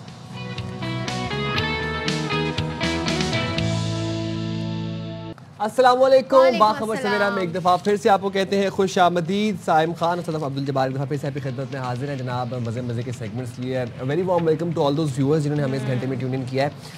अच्छा जी, ज़रा कच्चे की बात कर लें। बड़ा अरसा हुआ कच्चे का जिक्र नहीं किया है। कच्चे का इलाका जो कि आपको पता है कि जहाँ पर जंगल का कानून है, और पिछले सैलाब के दिनों में भी हमने देखा कि कच्चे के इलाके को खाली कराना एक बहुत बड़ा टास्क बना हुआ था, क्योंकि वहाँ पर लोग अपनी ज़मीनें छोड़ने के लिए राज़ी नहीं थे। वो कहते थे हम छोड़ेंगे तो यहाँ पर कोई और आके कब्जा कर लेगा। भाई सैलाब था, आप किसकी बात करें? कच्चे के डाकुओं की बात कच्चे के डाकू। सैलाब ने उन्हें बाहर आने पर मजबूर कर दिया। फिर एक सेरेमनी हुई जी, सिंध गवर्नमेंट ने, वज़ीर दाखिला सिंध ने की, और उन्होंने कहा जो सरेंडर कर देंगे, हथियार डाल देंगे तो उनको हम ये करेंगे, उनको बेनज़ीर उनका सपोर्ट प्रोग्राम से भी जो हेल्प होगी। अच्छा जी, अब आपको बताएं कि ABCC और CIA पुलिस ने कामयाब कार्रवाई करके घोटकी और कश्मीर के कच्चे के इलाके से कराची का एक मगवी बाजियाब कराया है, और मोहम्मद मोइनुद्दीन वल्द मोहम्मद यूसुफ को जी स्क्रैप बेचने के झांसे में लेकर अगवा किया था, और जिसका मुकदमा भी दर्ज हो गया। नज़ीर शाह हमारे साथ हैं, उनसे हम ज़रूर डिटेल जानेंगे भाई कि ये रिकवरी कैसे हुई है, और पहली बात ये ट्रैप में कैसे आया। अक्सर बेशतर हम आपको बताते हैं कि जो कच्चे के डाकू हैं मुख्तलिफ तरीके अपनाते हैं लोगों को ट्रैप करने के लिए, जिसमें एक तरीका ये भी था कि सस्ता स्क्रैप बेचने का झांसा इन्हें दिया। फिर एक तरीका हनी ट्रैप भी होता है, फिर किसी को शादी के झांसे में, किसी को सस्ती गाड़ी देने के लिए बड़ी अच्छा कच्चे के डाकू, I don't know how they are so updated, they are so technically advanced कि उनके पास एक तो जदीद हथियार भी हैं, उनको यूट्यूब का भी पता है। कच्चे के एडवांस डाकू हो गए भाई। अच्छा, उनको यूट्यूब चलाना भी आता है, उनको वीडियोस बना के अपलोड करना भी आता है, नए से नया हरबा वो इस्तेमाल करते हैं लोगों को राग़िब करने के लिए। तो नज़ीर शाह हमारे साथ मौजूद हैं। नज़ीर बताइएगा ज़रा, एक तो पहले ये बताइएगा कि एक तो हम हर आए दिन जो है हम इस बात पे अवेयरनेस फैला रहे हैं कि ना फ्रॉड्स में पड़े, ना स्कैम्स में आए, तो ना सस्ती भैंस के चक्कर में, गाड़ी के चक्कर में जाके अगवा हो जाए। लोगों को क्यों ये बात समझना, सीखना इतना डिफ़िकल्ट लग रहा है? देखिए साहब, सबसे बड़ी बात ये, जहाँ लालच होगा, जहाँ शॉर्टकट लेने का बंदा सोचेगा, वहाँ ऐसे वाक़यात लाजमी पेश आएंगे, और इसी लालच से कच्चे के डाकू खेलते हैं। बेसिकली वो उनका एक माइंड सेट है कि वो किसी तरीके से भी हनी ट्रैप करके शहरियों को बुलाते हैं, उनको अगवा कर लेते हैं, बदतरीन तशद्दुद करके। इंसानियत सोच जब तशद्दुद किया जाता है और उनके घर वालों को भेजा जाता है, तो वो पहली मरतबा वीडियो देखते साथ ही कोशिश करते हैं कि किसी तरीके से भी अपने प्यारे को बुलाएं। ये इसी तरह मोइनुद्दीन है, जिसको 21 जून को जब ये स्क्रैप के लिए सादिकाबाद की जानिब जा रहा था, लांडी रेलवे स्टेशन से ये बैठा है, इसके छोटे बेटे ज़ीशान ने इसको छोड़ा है। अगले दिन इसका मोबाइल बंद रहा, और तीसरे रोज़ इसके दोनों बेटों के मोबाइल पर इसके वालिद की ये वीडियोज़ आई, जिसमें उसको मुकम्मल तौर पर बरहना किया गया था। 70 साल ये बुज़ुर्ग है जो प्राइवेट और सरकारी इदारों से स्क्रैप लेकर उन्हें शेरशाह में फ़रोग़ कर देता था। उसको उन्होंने इतना मार्जिन दिखाया, इतना लालच दिया कि वो मजबूर हो गया कि वो दूसरे अंदरून सिंध जाने के लिए, और यहीं पर जब जाकर वो डाकुओं का, कच्चे के डाकुओं का निशाना बना। पुलिस की जानिब से एक दो नहीं बल्कि काफ़ी अरसे तक ऐसे मैसेजेस चलाए गए कि आप हनी ट्रैप का शिकार ना हो, सस्ता ट्रैक्टर, मोटरसाइकिल, शादी का झांसा। इसके अंदर हमने एक बात ये ऑब्ज़र्व किया कि ज़्यादातर इसके अंदर जो ओवर एज जो लोग हैं, ज़्यादातर बुज़ुर्ग शहरी हैं, वो अब ज़्यादा इस झांसे में आते हैं।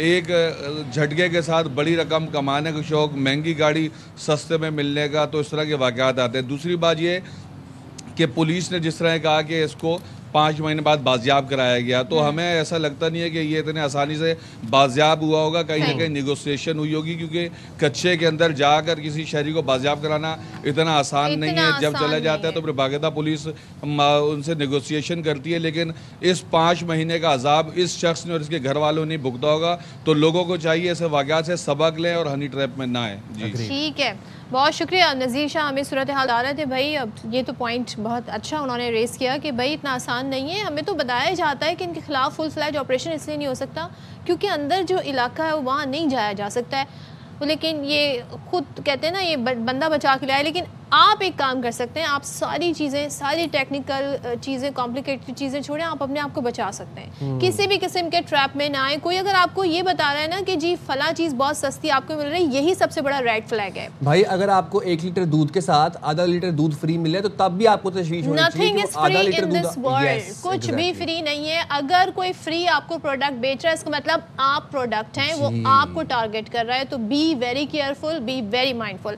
अच्छा जी, कराची की बात कर रहे हैं हम? कराची की हम बात करें, कराची में ई चलान्स की जो ट्रैफिक टिकटिंग सिस्टम नया स्टार्ट हुआ था, हम उसकी बात जरा कर लेते हैं आपके साथ। बड़ी बाज़गश थी, बड़ा शोर शराबा रौला मचा हुआ था कि चलें अब इसे 1 माह हो गया है और इसकी तफसीली रिपोर्ट आ गई है। तो अब रिपोर्ट हमें क्या बता रही है? हालांकि अभी ये इनिशियल स्टेजेस में है, यानी कि अभी पूरे कराची में कैमराज नहीं लगे हैं। अच्छा, ये जो रिपोर्ट आई है 1 महीने की, ये बताती है कि गुज़िश्ता 1 माह में 93,000 से ज़्यादा ई चालान किए गए। सबसे ज़्यादा खिलाफ वर्जियाँ जी किस चीज़ पर हुई हैं? अब आप बताएं, गेस करें। सीट बेल्ट ना बांधने पर। आपको याद होगा हमने बताया था एक शर्ट भी मार्केट में आ गई है जिस पर जी वो सीट बेल्ट मार्किंग हुई है। तो 57,541 ड्राइवर्स को 57 करोड़ 54 लाख रुपए, मैं तो इसके जीरो ही गिनती जाऊँ, जुर्माना हुआ। मोटरसाइकिल सवारों ने भी ट्रैफिक कवानीन की बड़ी तादाद में खिलाफ वर्जियाँ की हैं और इसमें 22,257 मोटरसाइकिल सवार जो हैं बगैर हेलमेट के पकड़े गए। अच्छा, और ये जो बगैर हेलमेट के पकड़े गए हैं इन पर 11 करोड़ 11 लाख 35,000 रुपए जुर्माना हुआ है। सोचे, डंपर, ट्रेलर और वाटर टैंकर्स में नस्ब ट्रैकर सिस्टम की मदद से तेज़ रफ्तारी की निशानदही भी हुई, जिस पर 1,188 चालान हुए और आम ड्राइवर्स की तेज़ रफ्तारी के 2,699, जबकि सिग्नल तोड़ने के 3,102 चालान दर्ज किए गए। तो ये तफसीली रिपोर्ट आ गई है with stats, with the breakdown, और जितने जुर्माने हुए उसकी कुल तादाद भी हमारे सामने आ गई है। देखना यहाँ पर ये है कि आने वाले महीनों में क्या ये तादाद, ये चालान्स कम होते हैं या ये इंक्रीज होते हैं। अभी तो हमारे पास चले बेनिफिट ऑफ डाउट अवाम के पास एक ये भी था ना कि एकदम से सब कुछ आ गया, पता नहीं था, मार्किंग्स नहीं थी, और अभी ज़रा हमें Aahista Aahista rules and regulation से पता चल रहा है। But now 1 month has passed, अब अपनी आदत को जो है ना वो अपनी सम दुरुस्त कर लें आप लोग। हाँ, और आपको पता भी हो गया है किन चीज़ों पर सबसे ज़्यादा चालान हो रहे हैं। अच्छा जी, हम आपको ज़रा रावलपिंडी की सिचुएशन भी बता देते हैं। तो रावलपिंडी में ई चालान का आगाज़ कर दिया गया है। शहर में 360 पॉइंट्स पर 2100 कैमरास लगाए गए हैं, जबकि अब तक 600 से ज़्यादा चालान किए जा चुके हैं। अच्छा, वैसे कराची के चालान बहुत ज़्यादा हुए थे, पहले ही दिन में बहुत ज़्यादा हो गए थे। तफसीलात जाने थे रावलपिंडी से हमारे नुमाइंदे बाबर मलिक से। तो बाबर बताइएगा। आज यहाँ दारुल हुकूमत इस्लामाबाद के जुड़वा शहर रावलपिंडी ई चलान टिकटिंग सिस्टम जो खुदकार सिस्टम है जो सेफ सिटी के थ्रू जनरेट होते हैं उसका आगाज़ हो गया और आज इसका तीसरा दिन है। आज यहाँ पे 600 अबव जो हैं वो ई चलान किए गए हैं, वायलेशन, ट्रैफिक वायलेशन की किए गए, जिसमें ज़्यादातर हेलमेट की, सीट बेल्ट की, मोबाइल फ़ोन सुनने की खिलाफ वर्जी पाई गई। मुसलसल मॉनिटरिंग की जा रही है, वायलेशन के ऊपर चलान जनरेट होता है और मुतलका जो गाड़ी या बाइक का मालिक है, रजिस्ट्रेशन जिसके नाम है उसके नाम ये इशू हो जाता है मुख्तलिफ सिस्टम के थ्रू। पंजाब भर में 41 डिस्ट्रिक्ट यानी कि 41 बड़े शहरों में सेफ सिटी मुकम्मल तौर पर फाल कर दिया गया है, तहसीलों के साथ भी फाल कर दिया गया। और ये रावलपिंडी नहीं पूरे पंजाब के लिए, शहरियों के लिए एक बेहतरीन जो ट्रैफिक वायलेशन की खिलाफ वर्जी के ऊपर कार्रवाई तो होगी, लेकिन जराइम की बेखुनी में भी इससे बड़ी मदद मिल सकेगी। जी ठीक है, बहुत शुक्रिया। यानी कि अब आप देखें कराची से होता होता सिलसिला कहाँ कहाँ तक पिंडी तक पहुँच गए। तो जो लोग यहाँ पर बड़े सीखपा थे ना कि हमारे साथ फलां सलूक हो गया और इतने भारी जुर्माने आयद कर दिए गए, कुछ अपोजिशन जमातों के रहनुमा भी ये कहते थे कि जनाब ये सिलसिला कराची में शुरू हो गया, तो अब वो आप चिल हो जाएंगे। मिसालें दे रहे थे पंजाब की, लाहौर की, कि 200, 500, 1000 ऐसे हैं जुर्माने। जब तक मैं वहाँ पर था तब तक इतने थे। अब देख तो रहे हैं हम पिंडी से रिपोर्ट क्या आ रही है, वहाँ पर भी भारी जुर्माने हो रहे हैं। पहले दिन नहीं 600 से ज्यादा चलान हो गए। तो अब पंजाब में जरा कुछ तब्दीली आई है। वहाँ पर भी क्या हो रहा है जनाब, वहाँ पर शहरी भी सीट बेल्ट ना लगाने, और कहते हैं ना, मैं बल्कि आपको ये मशवरा पहले देती हूँ ना, आप सीट बेल्ट कस लें, फैसन योर सीट बेल्ट, क्योंकि कराची के बाद अब लाहौर समेत पंजाब के जो बाकी शहर हैं वहाँ भी ट्रैफिक के जो रूल्स हैं वो सख्त कर दिए गए हैं।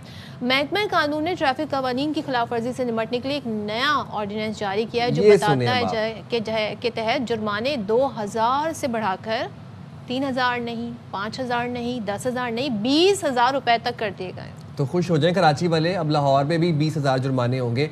तेज़ रफ्तारी, सिग्नल तोड़ने, ओवरलोडिंग, धुआं छोड़ने वाली गाड़ियां चलाने या कम उम्र ड्राइविंग पर सख्त सजाएं मुकर्रर की गई हैं। यहाँ बात हो रही है सजाओं की, चलान्स की नहीं बात हो रही। ऑर्डिनेंस के मुताबिक मोटरसाइकिल की तेज़ रफ्तारी पर 2000 और कार पर 5000 जुर्माना होगा, जबकि सिग्नल की खिलाफ वर्जी करने वालों पर लाहौर में गाड़ी की सीसी के मुताबिक 2000 से 15,000 रुपए तक जुर्माना आयद किया जाएगा। اوور لوڈنگ اور دھواں چھوڑنے والی گاڑیوں کو بھی بھاری جرمانوں کا سامنا کرنا پڑے گا. تو پنجاب میں خاص طور پر لاہور میں اوور لوڈنگ اور دھواں چھوڑنے والی گاڑیوں پر بھی جرمانے ہیں جو کہ کراچی میں نہیں ہے. کیوں فیصلہ کیا گیا؟ کیونکہ ہمارا تو کراچی میں ٹریفک کا نظام ادھر ہم برہمدار ڈسپلن کرنا تھا, وہاں تو آلریڈی رولز ان پلیس تھے. گفتگو کے لیے اس وقت ہمارے ساتھ موجود ہیں ایڈیشنل ٹریفک پولیس پنجاب محمد وقاص نذیر صاحب. تھینک یو سو مچ وقاص صاحب ہمیں جوائن کرنے کے. مجھے بتائیے گا کیوں ضرورت پیش آئی لاہور سمیت پورے پنجاب میں ٹریفک قوانین کو سخت کرنے اور جرمانے بڑھانے میں؟ بسم اللہ الرحمن الرحیم. بہت شکریہ اس بہت امپورٹنٹ ایشو کو ٹیک اپ کرنے کے لیے. پنجاب بہت ساری چیزوں میں پائنیئر ہے.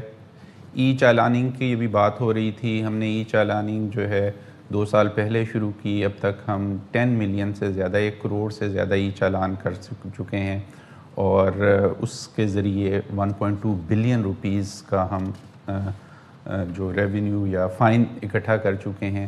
اسی طرح ہم جو سیف سٹیز ہم نے 10 سال پہلے شروع کیا, اب ہم 41 سٹیز تک چلے گئے ہیں. اس ساری جو امپلیمنٹیشن کے دوران ٹویکنگ کی ضرورت محسوس ہوئی کہ جو ایگزسٹنگ لاز ہیں ان میں امینڈمنٹس کی جائیں تاکہ امپلیمنٹیشن کا جو اصل مقصد ہے کہ سڑک پہ روڈ ڈسپلن نظر آئے, ٹریفک حادثات میں کمی ہو اور شہریوں کو ٹریفک جیم سے کنجیشن سے نجات مل سکے. تو اس کا جب ہم نے ٹائم لائن ڈیٹے کا تجزیہ کیا تو کہیں پہ فائنز کی شرح میں رد و بدل کی ضرورت محسوس ہوئی. کچھ ایسی چیزیں تھیں, فار انسٹنس گاڑی چلاتے ہوئے سیل فون کا استعمال, جو کہ 1965 میں جب یہ لا بنا تھا تو اس وقت اس کا کانسیپٹ ہی نہیں تھا. اسی طرح سیٹ بیلٹ باندھنا. بہت ساری وہیکل جس طرح ہمارے چنچی رکشاز ہیں اور ادر 3 ویلرز ہیں, یہ بھی بعد میں انٹروڈیوس ہوئے. تو ان سب کو ریگولیٹ کرنے کے لیے 1965 کا جو موٹر وہیکلز آرڈیننس ہے اس میں امینڈمنٹ کی گئی. کل جو ہے 9 ایسے وائلیشنز تھی جن کو کرمنلائز کیا گیا, جس پہ پہلے صرف فائن ہوتا تھا, اب اس کے علاوہ مقدمہ بھی درج ہو سکے گا. اسی طرح ہمارے 25 وائلیشنز ہیں جن کے جرمانوں کی شرح میں رد و بدل کیا گیا, اور بنیادی مقصد یہ ہے کہ ٹریفک ڈسپلن کو مزید بہتر بنایا جائے اور ہمارا جو روڈ ڈسپلن ہے, جو سڑک کے اوپر ہمارا قوانین کی پاسداری ہے, اس کو بین الاقوامی معیار تک لائے. وقاص صاحب آپ نے کہا کہ مزید ٹریفک کی روانی کو بہتر بنایا جائے, ڈسپلن کو بہتر بنایا جائے, تو کیا بھاری جرمانوں سے ٹریفک حادثات میں کمی دیکھی گئی ہے اور عوام میں ڈسپلن اور ایک وہ شعور پیدا ہوتا نظر آ رہا ہے؟ کچھ سٹیٹس شیئر کر سکتے ہیں آپ ہمارے ساتھ؟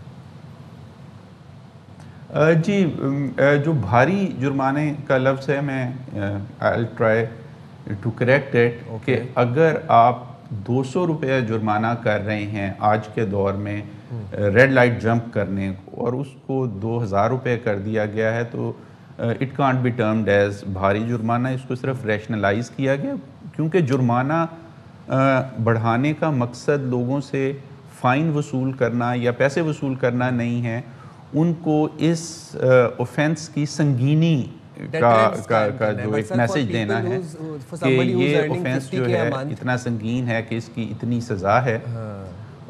سو اس حوالے سے یہ ریشنلائز کیے گئے ہیں, اور آپ اگر آپ اس آرڈیننس کو دیکھیں تو اس میں آپ کو بہت زیادہ ریشنلائز اگر سیلریز بھی کر دی جائیں تو پھر every thing will make sense. اب جو سیلری جس سائم بھی کہہ رہے ہیں لوگوں کی میکسیمم اگر کسی کی ہے 50,000, زیادہ تر طبقہ تو آپ کا 32,000 اور 35,000 سے جو ہے اوپر نہیں کما رہا ہے, تو اس کے لیے 2,000 5,000 بہت بھاری جرمانہ ہے. جی, موٹر سائیکل پہ آپ دیکھیں گے کہ موٹر سائیکل پہ کسی بھی اوفینس پہ 2,000 سے زیادہ نہیں ہے.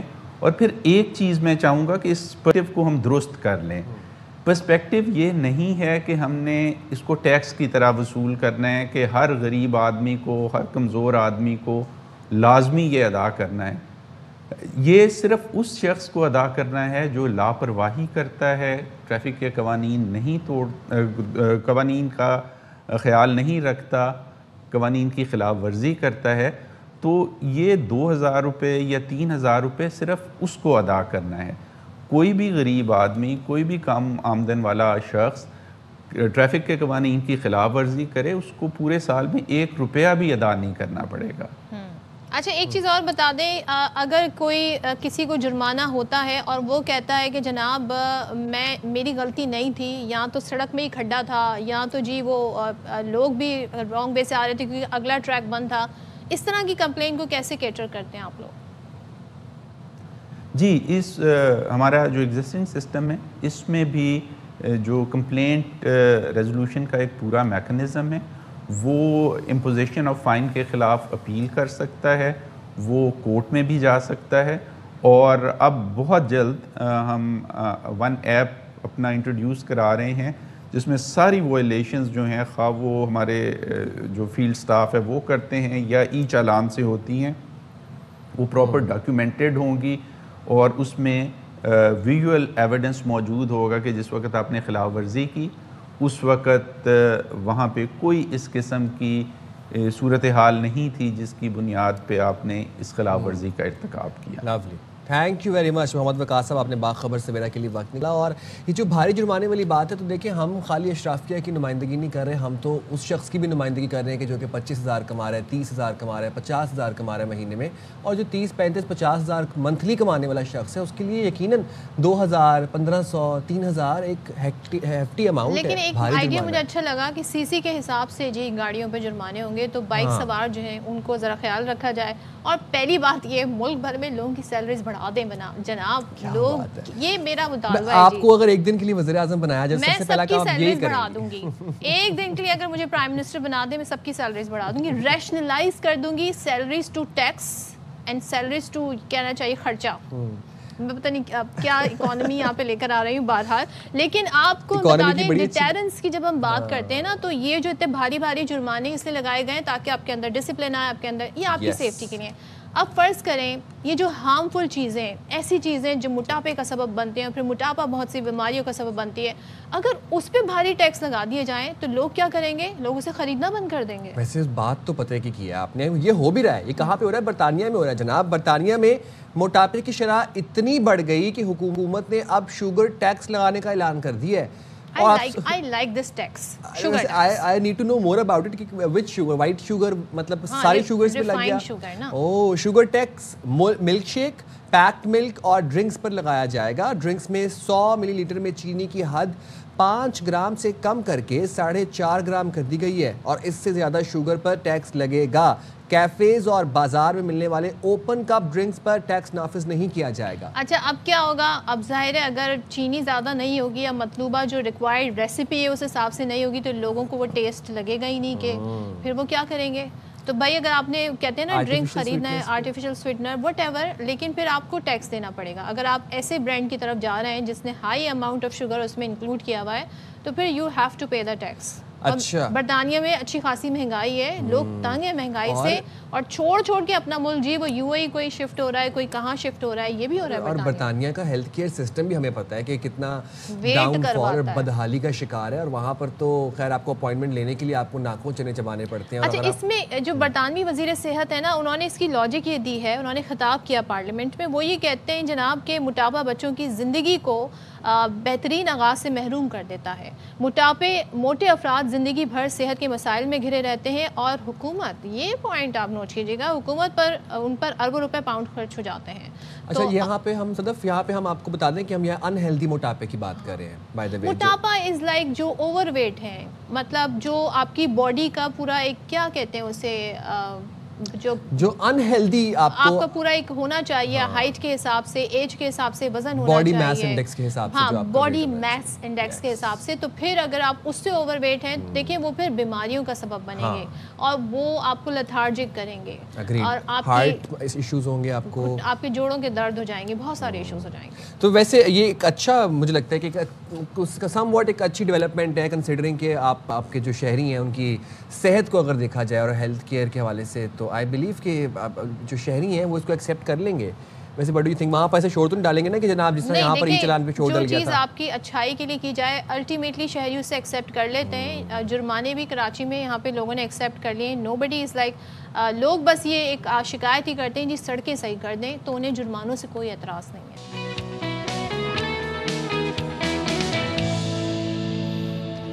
Welcome back once again. اور پاکستان میں کچھ اسپورٹس ایسے ہیں, خاص طور پہ کرکٹ کی بات کریں, بڑے بڑے نام ہمارے سامنے آئے, اسکواش کی بات کریں, ہاکی کی بات کریں, لیکن پاکستان میں جب ہم ٹینس کی بات کرتے ہیں تو بہت ہی کم نام ہے. لیکن جو نام ہمارے ساتھ جڑے ہیں انہوں نے پاکستان کا نام روشن کیا اور وہ اپنے آپ میں ایک بڑی پہچان بنے اور پاکستان کو بڑے زبردست طریقے سے انہوں نے ریپرزینٹ کیا. ہم یہاں پر بات کر رہے ہیں پاکستان کے ٹینس کی تاریخ کے ایک اہم پلیئر کی, اور کہتے ہیں نا ایک سنہرا باب اختتام پذیر ہوا. میں یہ کیوں کہہ رہی ہوں کیونکہ 2 عشرے تک دنیا بھر کے ٹینس کورٹس پر ملک کا نام روشن کرنے والے احسام الحق ریٹائر ہو گئے ہیں, اور انہوں نے جس طرح اس بات کا اعلان کیا, وہ جو فوٹیج تھی وہ بڑی ایموشنل تھی, اٹ واز ٹیئرفل. اور ظاہر ہے جب آپ 2 عشرے تک, اور ظاہر ہے اس سے پہلے ان کا شوق بھی ہوگا, کتنے عرصے تک جب آپ نے کھیل کو ٹائم دیا ہو, ڈیڈیکیشن کے ساتھ کھیلے ہوں, کامیابیاں سمیٹی ہوں, تو پھر دس ایموشنل کہتے ہیں نا فیئرویل وہ سمجھ آتا ہے. بالکل, اور ملک کا نام آپ نے روشن کیا, اور سب سے امپورٹنٹ بات یہ ہے. تو ذرا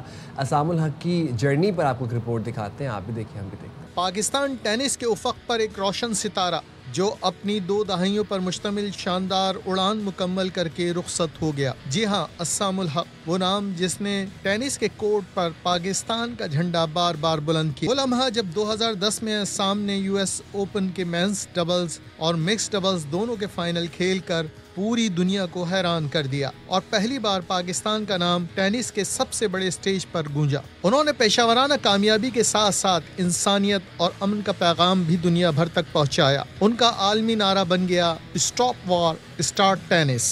Basically tennis has given me everything and I feel like it's my obligation now and my responsibility to give something back.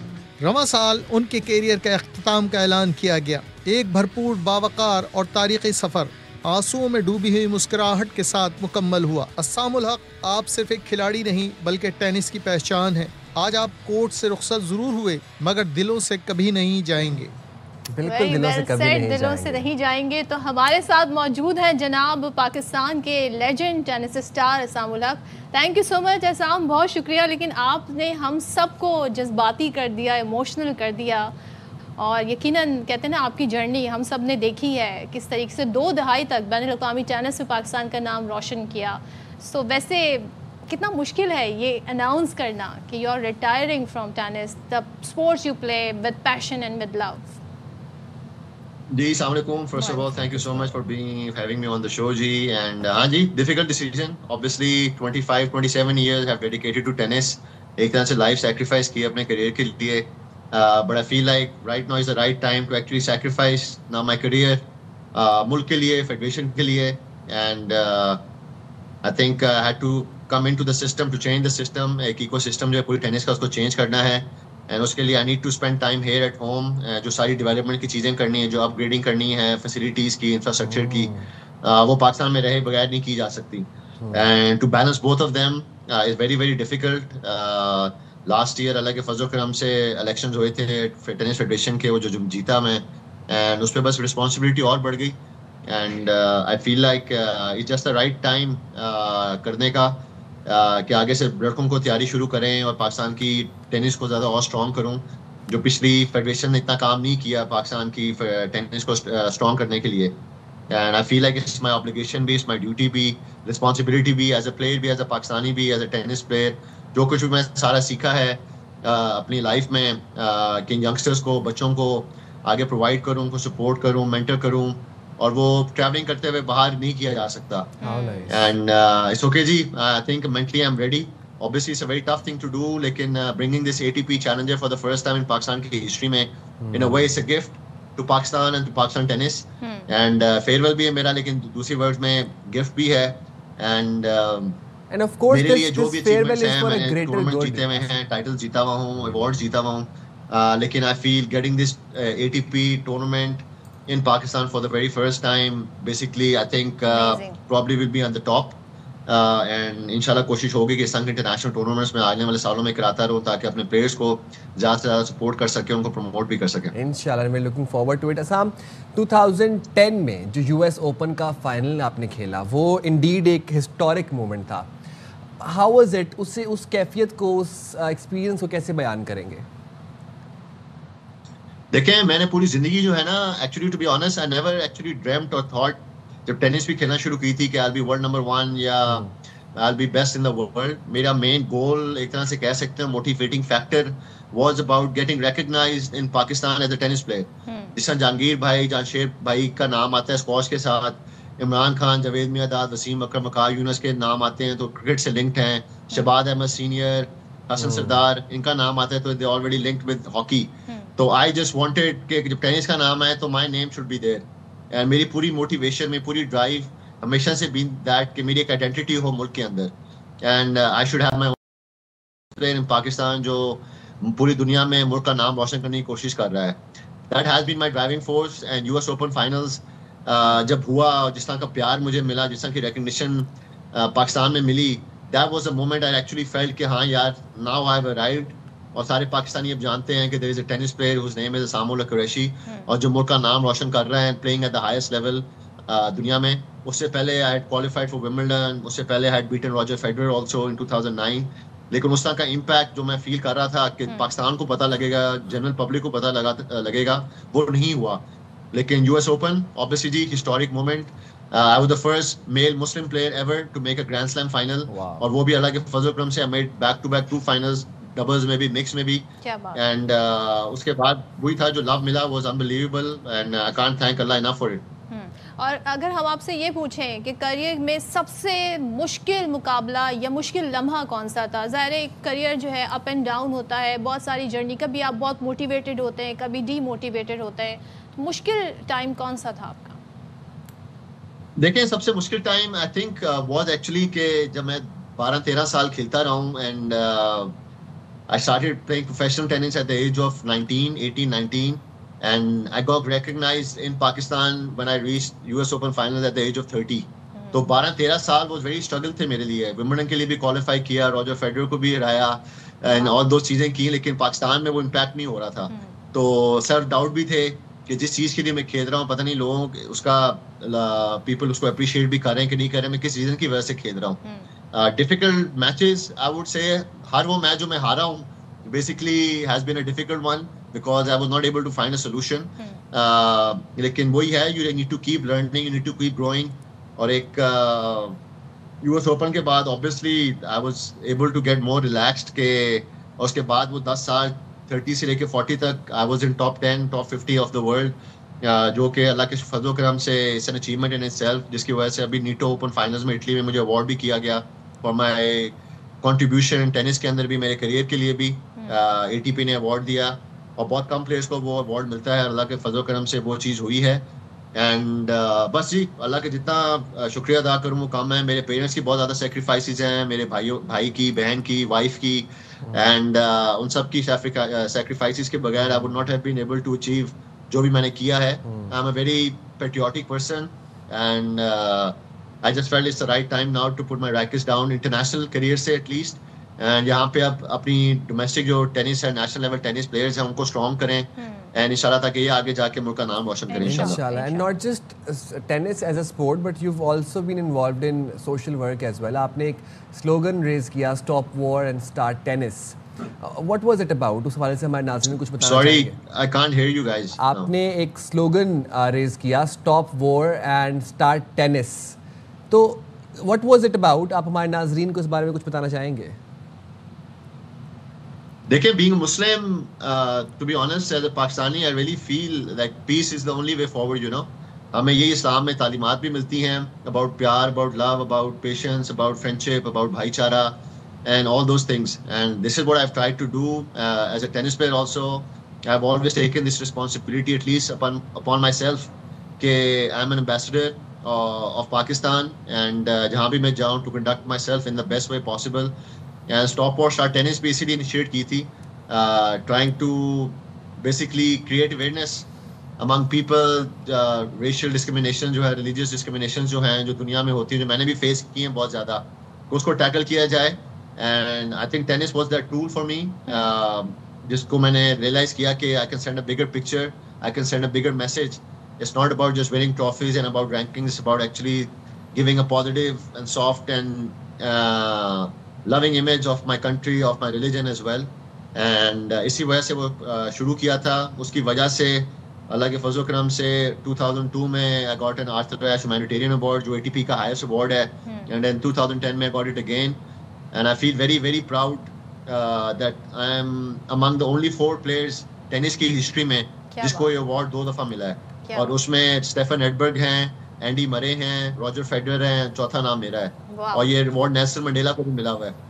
تو اللہ کا بہت کرم ہے جی, اتنی عزت دی ہے. And again, I do a lot of social work and philanthropic work as well. And اس کی basis پہ یہ ساری چیزیں کر رہا ہوں, کیونکہ it's not just about tennis, it's about looking at the bigger picture. And جہاں پہ آپ لوگوں کا مائنڈ چینج کر سکتے ہیں, ان کو basically I really feel ہاں جی peace is the only way forward. دنیا کے اندر اللہ کرے hopefully sooner we can see a peaceful world as well. انشاءاللہ.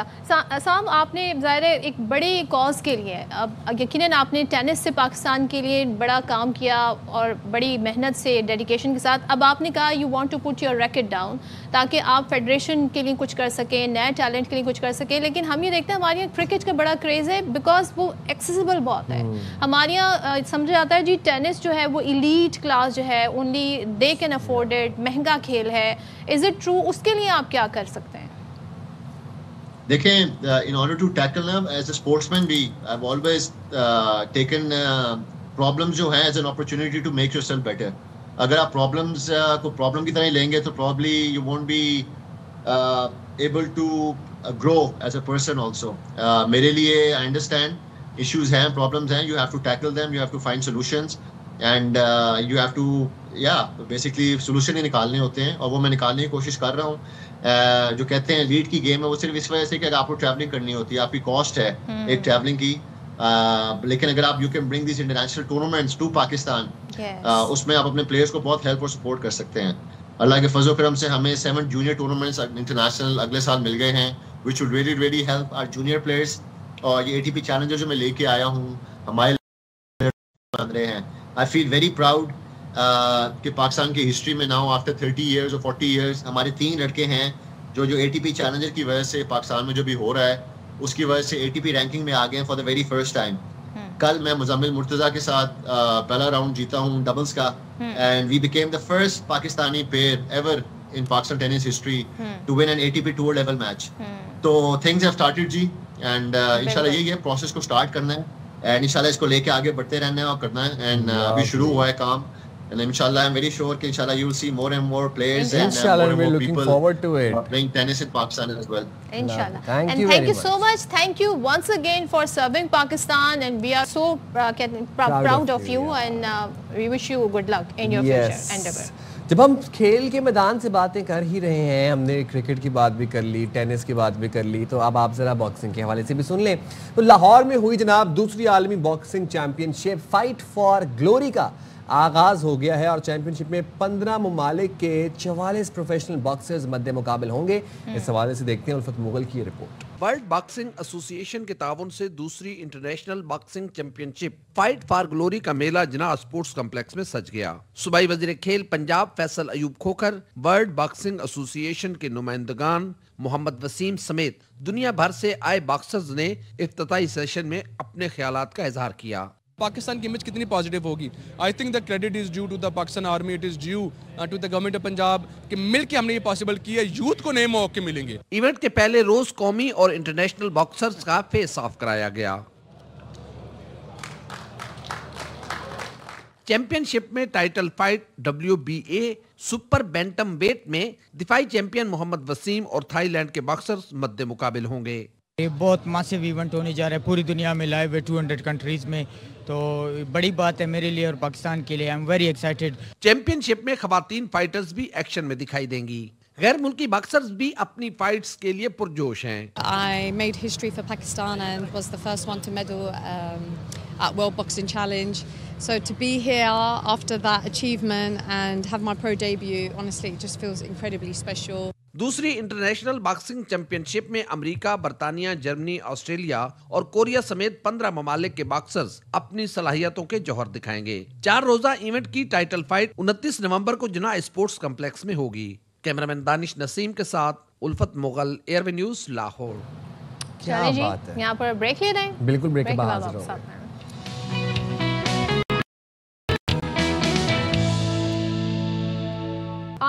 ایک بڑی آپ دیکھ رہے ہوں گے بڑا ایشو کافی زیادہ لوگ ڈسکس کر رہے ہیں، خاص طور پہ جو باہر ملک ٹریول کرنا چاہ رہے ہیں. بہت ساری ویڈیوز بھی سوشل میڈیا پر ہمیں نظر آ رہی ہیں. اس کے پیچھے حقائق کیا ہیں؟ کیونکہ بیرون ملک جانے والے کئی مسافروں کے حوالے سے یہ رپورٹ ہو رہا ہے کہ جی ان کو آف لوڈ کیا جا رہا ہے، اور ان میں بتایا جا رہا ہے کہ ایسے مسافر ہیں جن پر شک ہوتا ہے کہ وہ باہر جا کر بھیک مانگیں گے یا سلپ ہو جائیں گے، یا جس نوکری کے لیے جا رہے ہیں اس کا سرٹیفکیٹ یا اس کے مکمل ڈاکیومنٹ ان کے پاس نہیں ہے، یا جو بھی پروٹوکول ہے باہر ٹریول کرنے کا ڈاکیومنٹس ریکوائرڈ ہے اس کی SOPs نہیں. لیکن کچھ لوگوں نے یہ تک کہا جناب جی کہ ان کی ڈریسنگ پر ان کو روک لیا گیا کسی وجہ سے. اب اس میں حقائق کیا ہیں، ایگزیجریشن کتنی ہے، یہ ہمیں پتہ لگانا ہے. اور یہ ہمیں بتائیں گے کیسے پتہ لگے گا. یار Muhammad director FIA Lahore captain retired Ali Zia سے بات کر رہے ہیں. انہوں نے کی ہے بات، تفصیلی گفتگو یہ ذرا آپ بھی سنیں ہم بھی سنتے ہیں. بالکل اس وقت ہمارے ساتھ director FIA Lahore zone captain retired Ali Zia صاحب موجود ہیں. جو لاہور سمیت پنجاب کے دیگر ایئرپورٹ ہیں وہاں پہ لوگوں میں ایک تذبذب پایا جا رہا ہے کہ کیوں جو نوجوان نسل ہے ان کو باہر وزٹ ویزے پہ جانے نہیں دیا جا رہا، آف لوڈنگ مسلسل کی جا رہی ہے. کیا پوائنٹس ہیں، لوگوں کو اویئرنیس ابھی تک کیوں نہیں ایسے پہنچ سکی، اور کن وجوہات کی بنا پر پاکستان سے باہر جو نوجوان ہیں وہ نہیں جا سکتے؟ کچھ نیگیٹو کیمپینز ایسے سوشل میڈیا پہ چلائی جا رہی ہیں جو کہ حقیقت سے برعکس ہیں. بالکل بعض لوگوں کو ڈاکومنٹس پورے نہ ہونے کی بنیاد پہ ان کو روکا جاتا ہے، کیونکہ ویزے کے ساتھ ساتھ جس پرپز کے لیے آپ جا رہے ہیں سرٹن ڈاکومنٹس جیسے کہ ہوٹل بکنگ، آپ کی اتنی فائنینشیل بیکنگ ہونی چاہیے، یا کسی اور اگر آپ ورک پرمٹ پہ جا رہے ہیں تو پروٹیکٹیڈ کی اسٹیمپ ہونی چاہیے، یا وہاں پہ جو جس کمپنی کے ساتھ جا رہے ہیں وہاں وہ کمپنی موجود ہونی چاہیے. یہ چیزیں ضروری ہوتی ہیں، اور اس کا مقصد صرف اور صرف یہ ہے کہ تاکہ جو لوگ ہیں یہ جعلساز قسم کے اور جو اس قسم کے دھوکہ باز قسم کے جو ہیومن اسمگلرز ہیں ان کے ہاتھوں یہ نہ پھنسیں، جو ان کو یہاں سے کسی ایک ڈیسٹینیشن کا کہہ کے لے جاتے ہیں اور رستے میں ان کو ٹرانزٹ کر کے ایسی جگہوں پہ لے جاتے ہیں کہ الٹیمیٹلی پھر موریٹانیہ اور گریس بوٹ انسیڈنٹ جیسے واقعات ہو جاتے ہیں. اور جب ایسے واقعات ہوتے ہیں یا لوگ کہیں پہ انلیگلی ٹرانزٹ کے دوران نکلتے ہوئے پکڑے جاتے ہیں یا انلیگل ایکٹیویٹیز میں پکڑے جاتے ہیں، وہاں پہ بھیک مانگ رہے ہوتے ہیں یا کرائم میں کمیٹڈ ہوتے ہیں، ان کو ڈپورٹ کیا جاتا ہے، تو اوور آل اس سے ہماری جو نیشنل ہمارا گریس ہے اس میں کمی آتی ہے. کوئی بھی بندہ جو لیگلی ٹریول کر رہا ہے، لیگل اس کے پاس ویزا ہے، اس کے پاس پاسپورٹ اپنا اپ ٹو ڈیٹ ہے، اس کے پاس ویلڈ ڈاکومنٹس ہیں، اس کو بالکل نہیں روکا جا رہا. آپ اس پینک کا شکار نہ ہوں. Director FIA Lahore zone captain retired Ali Zia صاحب ہمارے ساتھ موجود تھے، جن کا کہنا ہے کہ روزانہ کی بنیاد پہ میٹنگز بھی کی جا رہی ہیں اور ادارے کو مستحکم کیا جا رہا ہے، اور آئندہ آنے والے دنوں میں مزید بہتری آئے گی. اور انہوں نے اویئرنیس دی ہے عوام کو کہ کسی بھی طرح کی سوشل میڈیا کمپینز پہ، نیگیٹو کمپینز پہ، AI جنریٹڈ کمپینز پہ کان نہ دھرے جائیں. FIA دن رات مسلسل عوام کے لیے کام کر رہا ہے. جی تو بھائی آپ لوگوں نے سن لیا کہ اس طرح کی جو ویڈیوز ہیں ان پر کان نہ دھریں، اور AI جنریٹڈ بھی بہت ساری ویڈیوز آ گئی ہیں اور ان میں تو اب ریل کا گمان ہوتا ہے، اس قدر ٹیکنیک سے وہ بنائی جا رہی ہیں. اچھا، کچھ چیزوں کا خیال آپ نے خود بھی رکھنا ہے، آپ کے پاس سرٹیفکیٹس پورے ہوں، SOPs آپ کے مکمل ہوں، آپ نے لگیج میں کوئی ایسا سامان نہ رکھا ہو، کہ آپ لوگ خود بھی ذرا رسپانسبلٹی کا مظاہرہ کریں تاکہ ایئرپورٹ پہ جا کے پھر آپ کو ڈیورنگ سیکورٹی چیک کسی قسم کا مسئلہ پیش نہ آئے. لگیج میں جو آپ لوگ سامان رکھتے ہیں نا اس میں اکثر و بیشتر جو ہے مسائل ہو جاتے ہیں. اچھا جی، جب بات ہم ٹریولنگ کی کر رہے ہیں ان ساری چیزوں کی، تو لوگ ایک چیز بھی ذرا غور کرنے لگے ہیں کافی زیادہ کہ جی کون سی اچھی ایئر لائن ہے. ٹھیک ہے ٹکٹ سستا ہو یہ بھی دیکھتے ہیں، لیکن اپنا کمفرٹ بھی بہت سارے لوگ دیکھتے ہیں. اور اس میں نے تو جہاں تک پاکستان میں وہ رجحان دیکھے نا، ایمریٹس کو لوگ بڑا پریفر کرتے ہیں، لیکن اب جو ہم آپ کو خبر بتانے جا رہے ہیں اس میں ایمریٹس ٹاپ 3 میں بھی کہیں پر نہیں ہے. ایئر ہیلپ نے سال 2025 کے لیے دنیا کی بہترین ایئر لائنز کی سالانہ فہرست جاری کر دی ہے. بیسٹ ایئر لائنز کی سالانہ فہرست ہو گئی ہے جاری. اب عالمی خبر رساں ادارے کے مطابق ایئر لائن کی درجہ بندی میں وقت کی پابندی، صارفین کی رائے اور کلیمز پروسیسنگ کو مد نظر رکھا گیا. ان 3 فیکٹرز کے اوپر درجہ بندی کی گئی، اور فہرست میں پہلے نمبر پر قطر ایئر ویز رہی، جسے دوبارہ دنیا کی بہترین ایئر لائن کا اعزاز ملا، سیکنڈ ٹائم ملا. دوسرے نمبر پر رہی جناب UAE کی اتحاد ایئر ویز، جسے تیسرے نمبر پر رہی برطانیہ کی ورجن اٹلانٹک ایئر ویز. اچھا، دنیا کی جو دیگر 10 بہترین ایئر لائنز میں آسٹریلیا کی جی ہے وہ شامل ہے، کناتاس مالٹا کی جی، MK مالٹا ایئر لائنز ہے، ایرو میکسیکو بھی اس میں شامل ہے، عمان ایئر، سعودی عرب کی سعودیہ، جرمنی کی برسلز ایئر لائنز اور LT پولش ایئر لائنز بھی اس میں شامل ہے. دلچسپ بات یہ کہ امریکہ کی کوئی بھی ایئر لائنز میں شامل نہیں. ایمریٹس کہاں گئی جس کی بزنس سے بیٹھ کے لوگ سنیپس بھیج رہے ہوتے ہیں، صحیح بات کی، بڑا فلیکس کرتے ہیں. وہ میں دیکھنا چاہتا ہوں. وہ پھر بھی فلیکس کریں گے، لیکن امریکہ کی کیوں نہیں ہے؟ ایک تو امریکہ میں بہت ساری چیزیں بھی ہو گئی ہیں نا. امریکہ میں امیگرینٹس کو آنے پہ پھر وہ اگر آپ ٹریول بھی کر رہے ہیں تو آپ نے اتنا اماؤنٹ دینا ہوگا, تو بہت کچھ کرنا ہوگا. لیکن دین اگین یہ رکاوٹیں نہیں آنی چاہیے آپ کے اور ٹریولنگ کے بیچ میں. ٹریول کریں, دنیا کو دیکھیں, اللہ تعالیٰ نے جو شاہکار دنیا بنایا, جو قدرت بنائی ہے اس کو لازمی دیکھیں اور ٹریول کرتے رہیں. میرا تو یہی ماننا ہے کہ travel is very important. Travel سے آپ بہت سیکھتے ہیں, آپ کا ایکسپوجر بڑھتا ہے اور آپ کو پتہ چلتا ہے جی ڈفرینٹ کلچر کیا ہیں, کہاں پہ کیا چیزیں ہیں, کیسے رولز اینڈ ڈسپلن ہیں. چلیں جی, اپنا خیال رکھیں بہت سارا. آپ سے اجازت, اللہ حافظ. پاکستان زندہ باد.